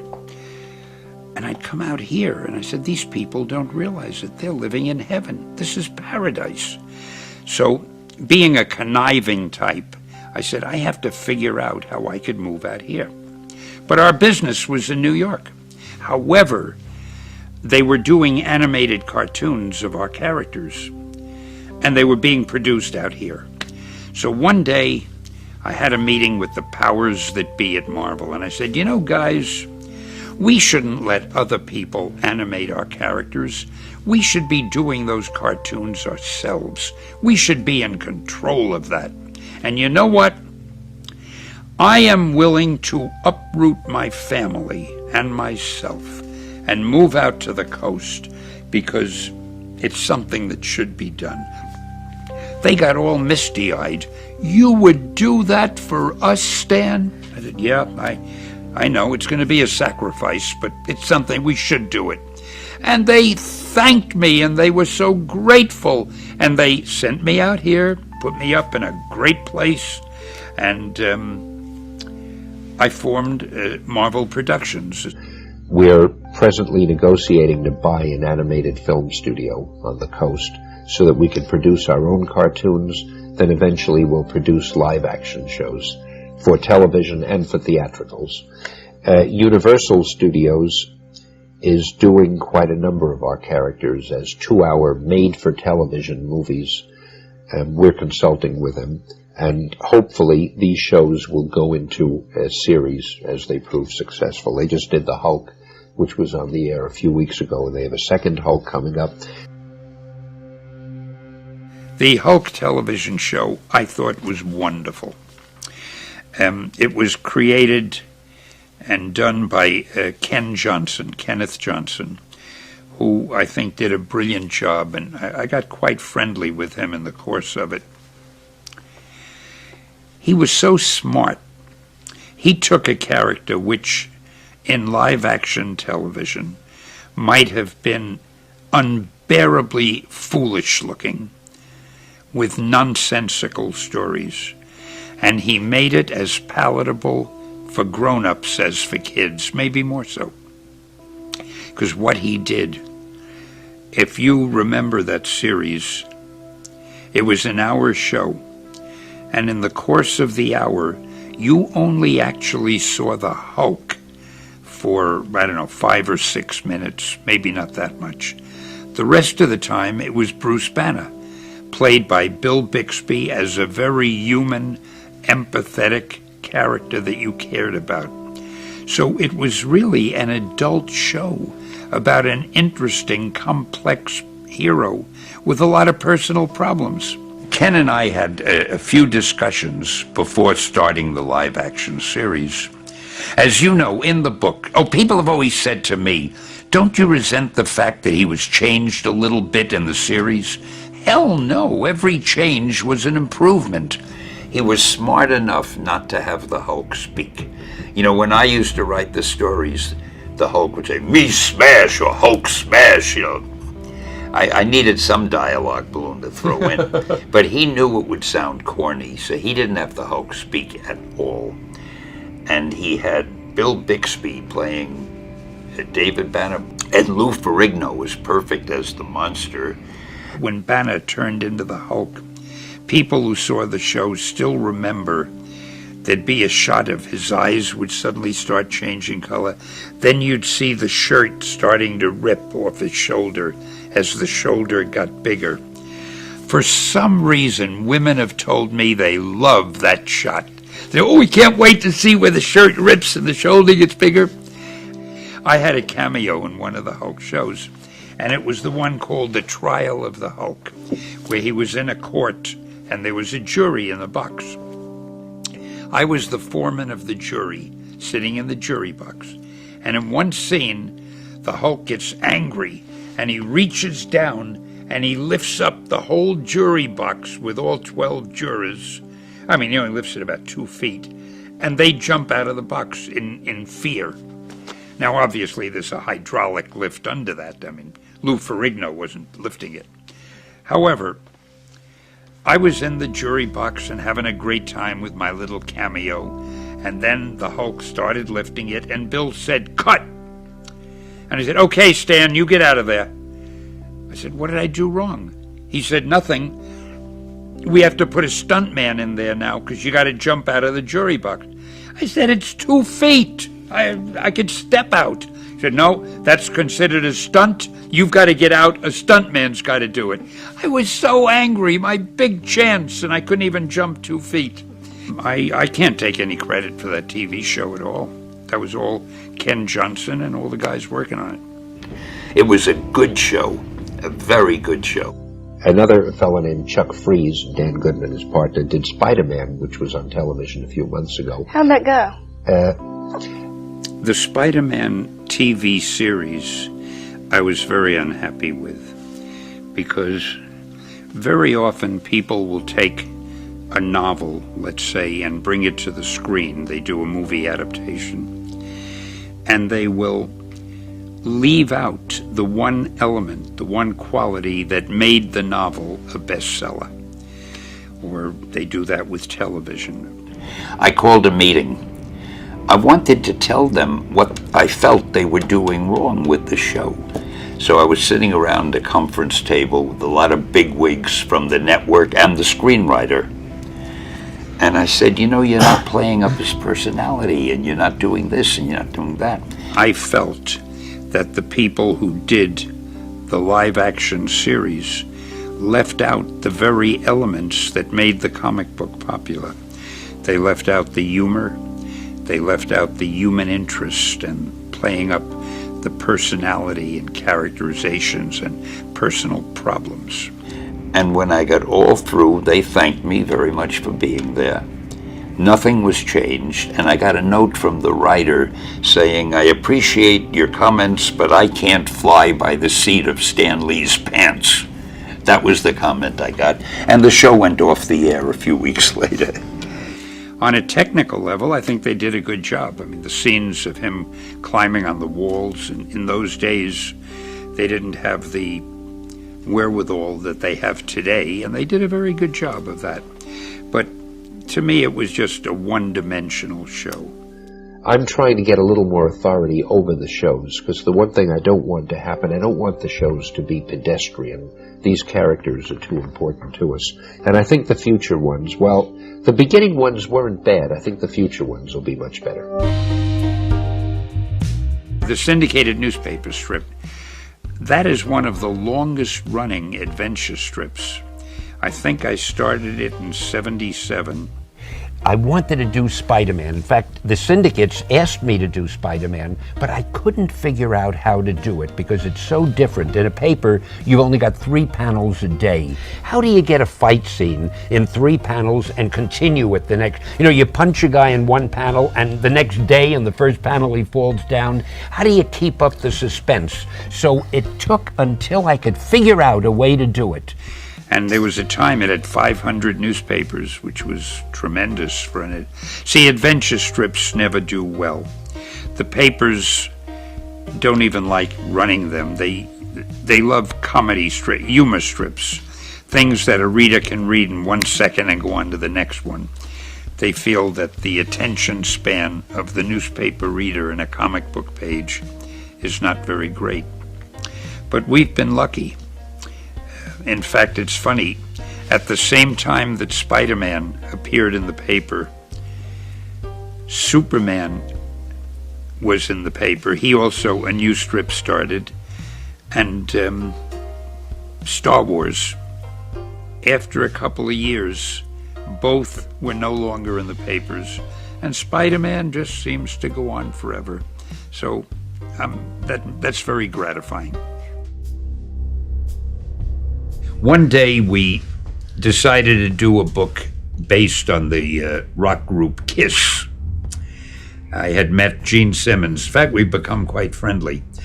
And I remember when they first started, he and Stanley came up to my office and they said, "What do you think of our costume?" And they had these boots with soles this thick that made them 6.5 feet tall. And I'm looking, I'm thinking, these guys are crazy. It shows what I knew. Marvel published 2 Kiss comic books, both of them $1.50, extra large size, the size of Time magazine, because we wanted to be right alongside Time magazine, not in the comic book section of the magazine. And this man's talent were just too big to put in a normal size comic. You know, he's right. And somewhere, you know, Kiss has always been about promotion and stuff, and somebody came up with the idea, perhaps myself, of flying up to Buffalo, New York, where the printing presses were, and the powerful and attractive Stan Lee came with us on a DC-3. We're fully made up, and there's a certified public accountant making sure that we're actually drawing blood from our veins and pouring it into the red ink. So 1,000 years from now, when they find that those Kiss Marvel comic books, you may be able to clone us because our actual DNA is on the pages. You know, when they say, my blood is in these comic books, in Kiss's case, it's real. Every kid who bought that comic book felt he had some Kiss blood on the page. And I got to tell you a funny story about that. I don't know if you're aware of this, but there were 2 limos that drove us to the printing plant to donate the blood. And there were policemen standing in the street, stopping traffic so that the limos could pass, because this was a big event, apparently. Sure. All I could think of was, there are probably doctors going to treat sick patients who need them, who have to stop. There are probably parents looking to take their children from school. They have to stop, because we idiots were on our way to put a drop of blood in a printing plant. And if that didn't give a perfect picture of what America is like and how important celebrity and publicity are in this world and in this country, I never got over that. The cops stopping important traffic so that we could go and drop some blood in a printing press. Only you could have thought of that. People still talk about it.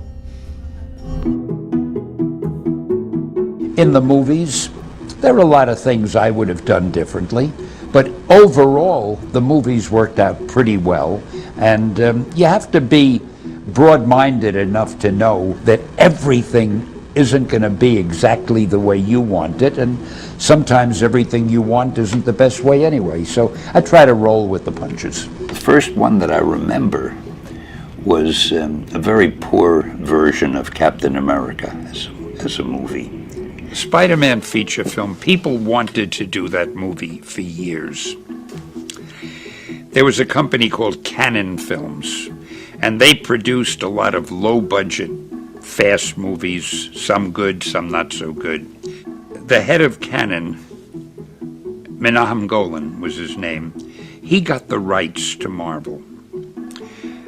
And it was really a mistake because he didn't do big-budget movies. But the people running Marvel at the time, they were sort of naive about the movie business, and they thought, hey, he's a producer, he wants to do the movie, that's great. And he never really got it done. He wasn't able to really get it done. But what he did was, if he pre-sold rights to the movie, like he sold the video rights to somebody. You know, when the movie is done, you can do the videos. He sold, I guess, the toy rights, all kind of rights. Later on, when he wasn't able to do the movie and we got the rights back, we weren't, by then we knew a lot more. We knew to go with a big company like Sony or someone, but we couldn't do it because no big company would do the movie because all of the rights had been contractually given to other people. And it took years and a fortune in legal fees to straighten it all out so that finally one day Sony, Columbia Pictures, was able to get the rights and do the movie. And I'm sure glad they waited. We did Blade, and that was a hit. That was the first time we did something that was really a hit. It wasn't my character, but it didn't matter. He was the vampire hunter. We had a great script, a good actor. Everything was good about it. We did a sequel, Blade 2, I believe. And then there was a long lull when nothing happened, and then along came, I think it was the X-Men was the first one. And after that, we were off and running. When I watched the Hulk on the screen, or when I watched X-Men or Spider-Man, believe me, I am watching just like any member of the audience. I'm watching it and I'm enjoying it. And if there's anything that's a little not good, I'm not liking that part. And I'm never saying to myself, gee, I'm the guy who started it. That thought isn't even in my mind. I just watch it like I watch any other show. And I sometimes wonder why that is. Shouldn't it be different? But it isn't. I think with the first X-Men movie, he said, hey, how would you like to be in one of the scenes? So I was in the background selling hot dogs on a beach when the senator walked by. He just saw me for a second. But that was fun. And then for the Spider-Man movie, I was asked if I would do a cameo. And all I did was, I was standing in the crowd, something was happening up above, and I went like that, and it wasn't a lot. But little by little on the cameos, they started giving me more and more to do, and some of them I actually had a line to say. And they're very brief, very simple, but I enjoy doing them. To see these characters that we worked on years ago on a comic book page, on a printed page, suddenly in movies they come to life, and in a video game they come to life, and you can actually control them. You can make them move and do what you want them to do and create your own little story for them. Man, I mean, that I never would have thought anything like that would happen years later.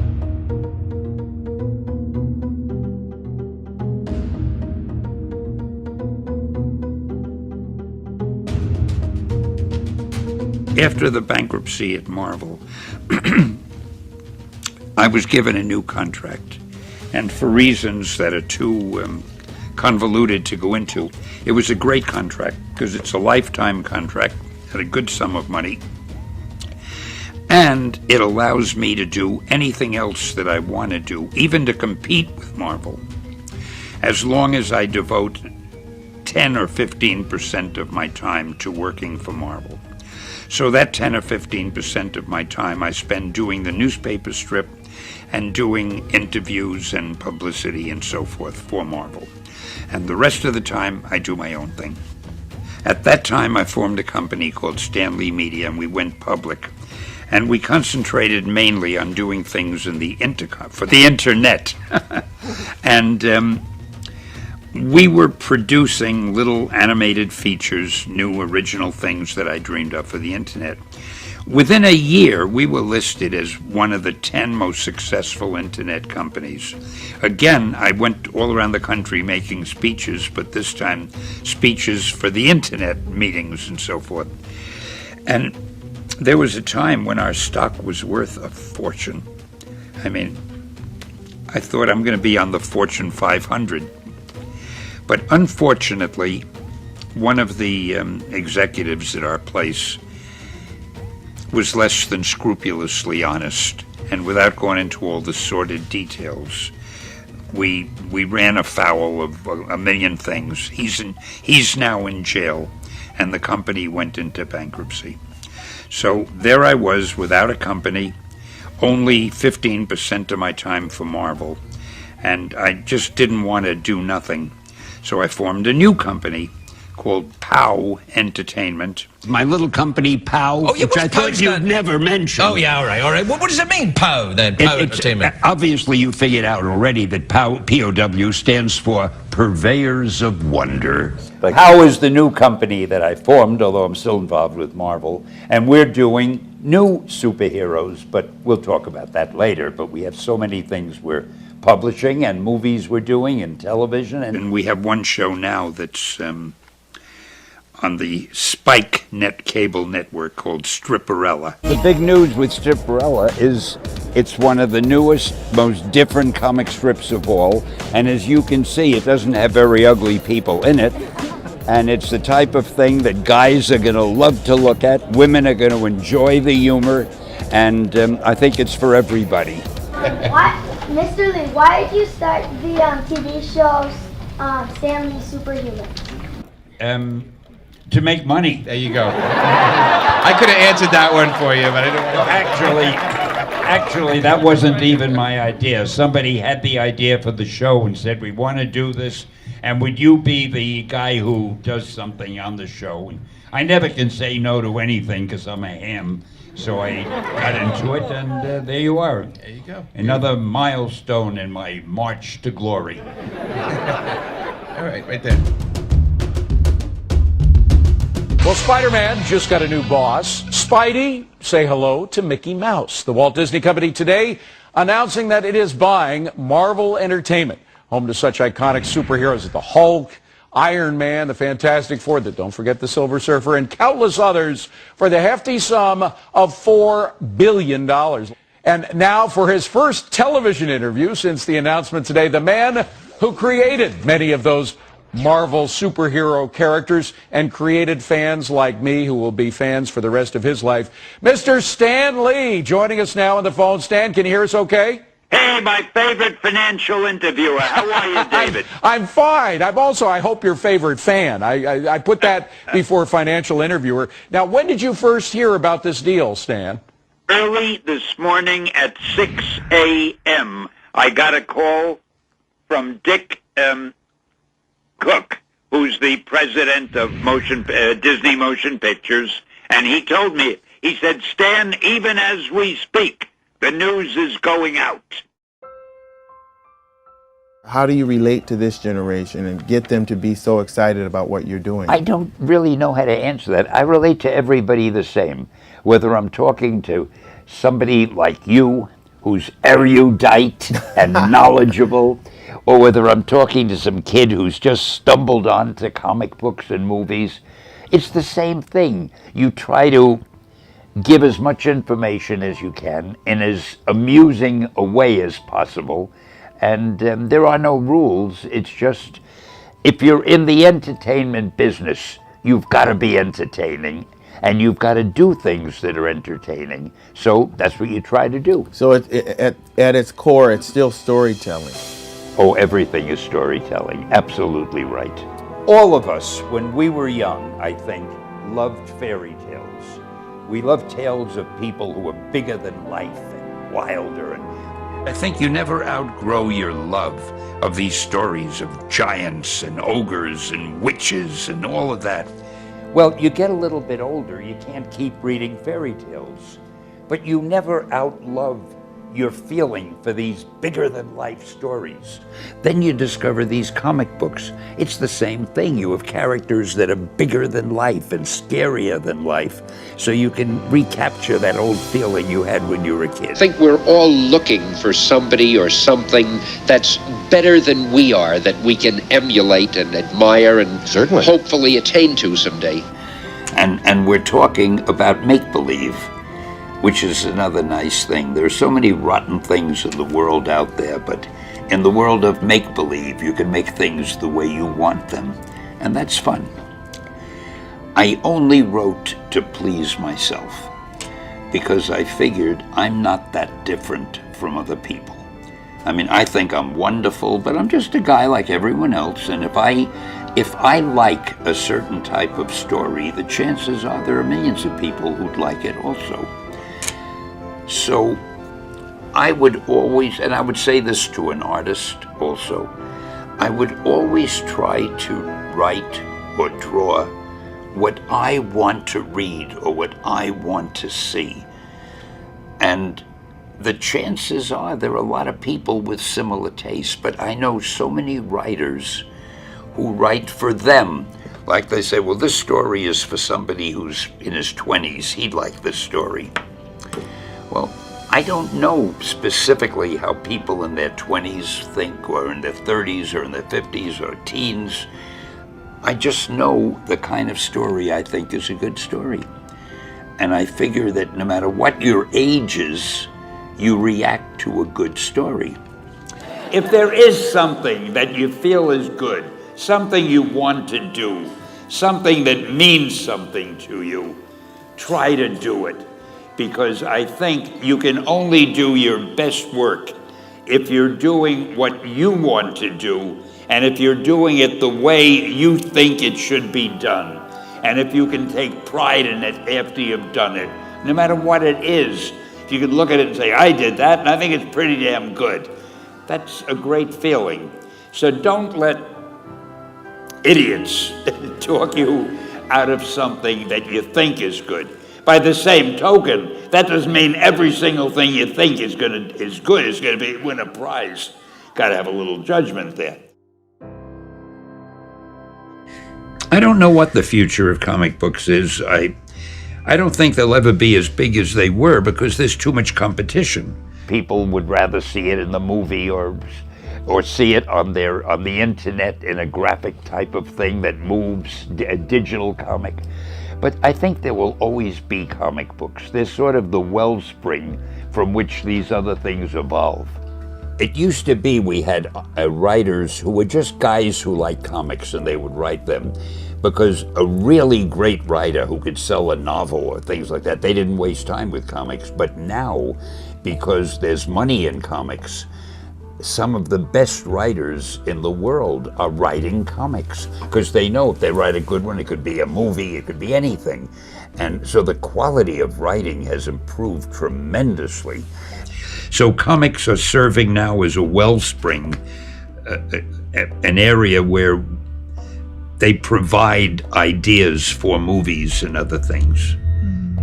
There'll always be new ways to tell a story. There'll always be new ways to animate a story or do a movie, but it still all gets down to how good is the story and how much will people be interested in the story.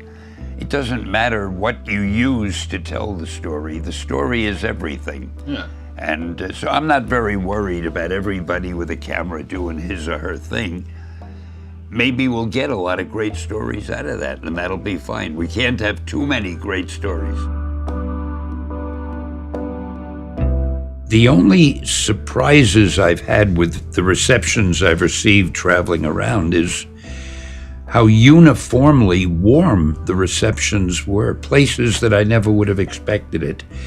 When I went to China, I was in Beijing, And I think they told me I was the first person to make a speech in the Great Hall of the People, and they gave me the title Exalted Creator. I still can't believe it. In Japan, I was welcomed so warmly. And in Poland, I wouldn't have thought anybody would care about our comics in Poland. I was treated like a visiting dignitary. And of course, I remember I was in Mexico City some years ago, and the crowd was enormous. And one of the fellows said, "Gee, Stan, you could run for president here, you'd be elected." I did a speech once at a place called the Roundhouse in London, and it was so wonderful. The reaction of the audience. And I've been, of course, my wife being English, we've been back there so many times. In all these different countries with somewhat different cultures, they all seem to have enjoyed these stories, these comic book stories, and that's a nice feeling. One thing you change about the world. What would I change? I'd make people not hate each other because of their religion, because of their nationality, because of any stupid reason. If we could abolish hatred, we live on this gorgeous planet. There's a character I wrote called the Silver Surfer, and I always had him making those kind of remarks, philosophical things about, he was from another world, and he said, why don't we realize we're on a planet that gives us everything, food, beautiful weather, sun, everything. Why don't we enjoy it? Why do we spend time fighting and hating each other? Marvel has always been and always will be a reflection of the world right outside our window. That world may change and evolve, but the one thing that will never change is the way we tell our stories of heroism. Those stories have room for everyone, regardless of their race, gender, religion, or color of their skin. The only things we don't have room for are hatred, intolerance, and bigotry. It's really tragic. There are so many people whose jobs are just jobs. I mean, they go to work because they have to make a living, but it's nothing that they really enjoy doing, and that's really most of the world. And I really have a great sympathy for most of the working people. And I'm aware that I'm incredibly lucky because of the work I do, and so is anybody who really enjoys his work, whether he's a shoemaker or a sportsman, anybody. If you enjoy your work, I think that's one of the secrets of some sort of happiness. People in the cartoon business are all a little wacko, right? I mean, to be honest, the I writers think we're and the sanest of all. I think it's your average person. We are trying to bring sanity to the rest of the world, and it's a tough battle, it really is. No, you're for order out of chaos. Right? I think we're for more chaos, but orderly chaos. Enjoy what you're doing. I'm enjoying having you're you rich, here you're famous, today. You're almost as famous as Bob Kane. And when the Spider-Man movie comes out, he might overtake me. Years ago, when I was writing all these comics, I always felt I was really wasting time. I felt, okay, so I'm making a living, we're selling comics, but there are people building bridges and people doing medical research and people doing things that matter. And I'm writing these stupid little fantasy stories. And it's only been lately, the past 10 years or so, that I've started realizing to most people, and then I realize it applies to me too, to most people, the most important thing is being entertained, getting pleasure out of something. And I realized that, for instance, I loved certain television shows and certain movies, and I think of them with such love and kindness, and I wish I could see them again, and they're important to me.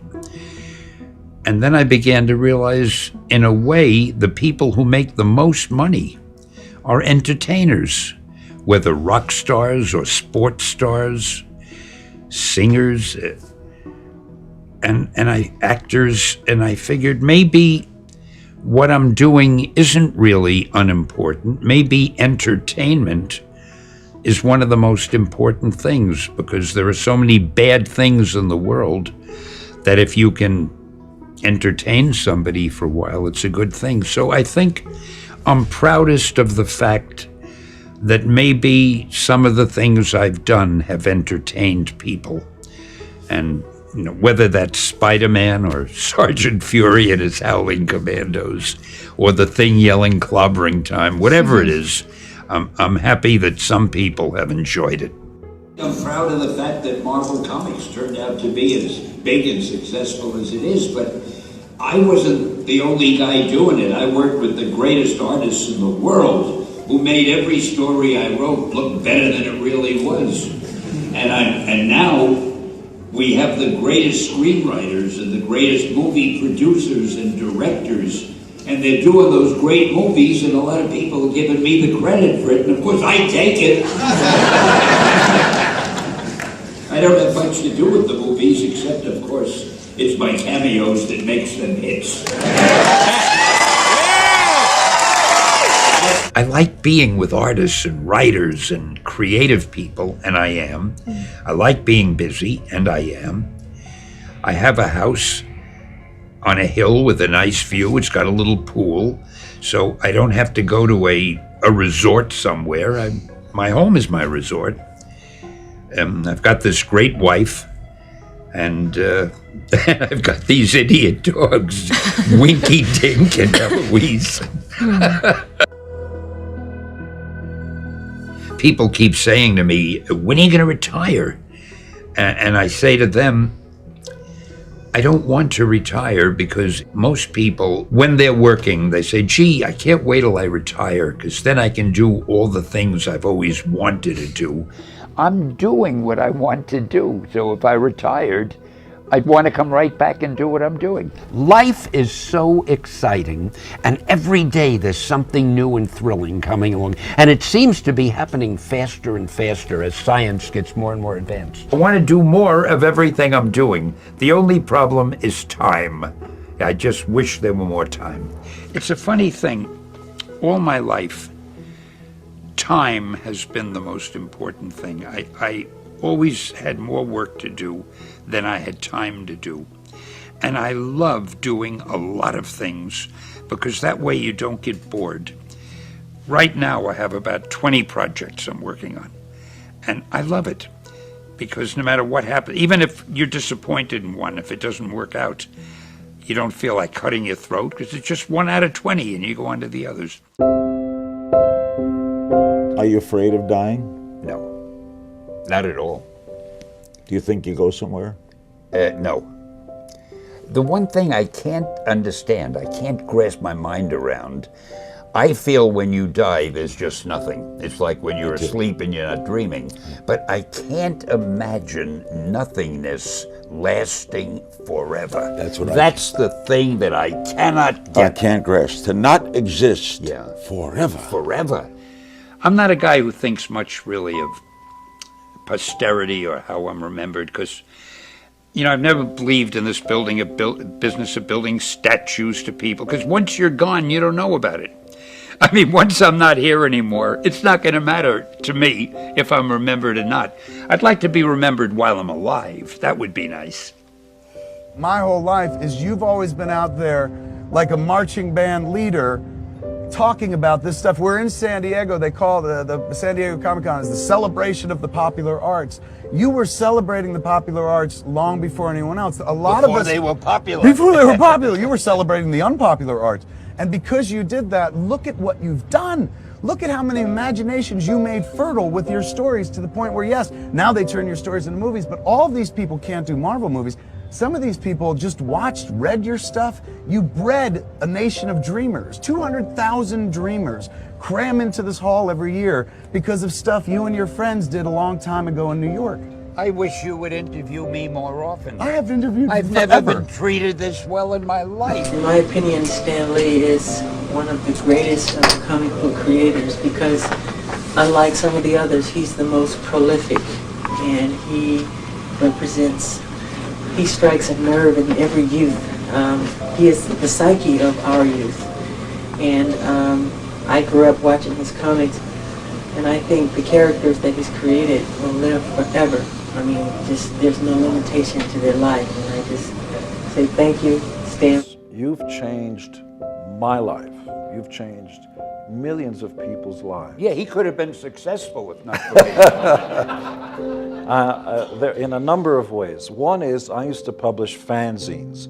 A fan magazine was a fan-published journal because of my love for science fiction and horror, the world of imagination.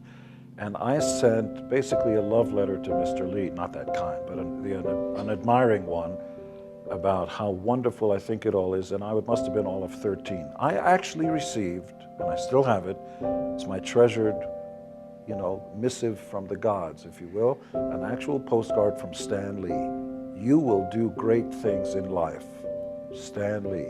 He signed that to a 13, I get all choked up. I sent a postcard, I couldn't afford the 3-cent stamp. He changed my life, and I take that as a lesson. Whenever you meet a new, young, fresh mind, empower them, make them think big, no limitations. The world can be yours, go get it. He did that to me, he did it to millions of people. There's no way to respond to that. I'm touched, and I appreciate what you said. There is more people that have you in their hearts and their minds, and you mean something to, than probably anyone else in this world right now. Wow. It really is. There's so many people who love you and admire you and respect you, and they say that. They go, I've never met him, but I feel like he's my family. Well. Yeah. It's hard to know what to say, because I was sitting at home writing stories for the purpose of making a living and hopefully bringing some pleasure to the people who read the stories. I never thought it would mushroom out to the case where readers said such wonderful things about me and about the stories. I had heard that in the past when I used to go to conventions. And it touches you very much when you hear that. It's almost hard to believe that the stories I wrote and the little speeches I made might have affected these people the way they say they do, but nobody in the world could be happier or prouder than I am. I cannot tell you how much I love my fans. They, sometimes at night I'm sitting here and I'm thinking, what's it all about, And then I get a letter from a fan, or I read something, or I see something, or I remember something, and I realize it's so lucky to have fans who really care about you. And that's the reason I care so much about the fans, because they make me feel so great. And there's something, if you think about it, that is wonderful about somebody caring about you as I care about them, whom you've never met, who may live in another part of the world, but they care, and you have something in common, and occasionally you contact each other. And this business of fans, I think, is terrific. And I love them all. We're all part of one big family, the human family, and we all come together in the body of Marvel. And you're part of that family. You're part of the Marvel universe that moves ever upward and onward to greater glory. In other words, Excelsior. Excelsior. Excelsior. Excelsior. Excelsior. Excelsior. Thank you.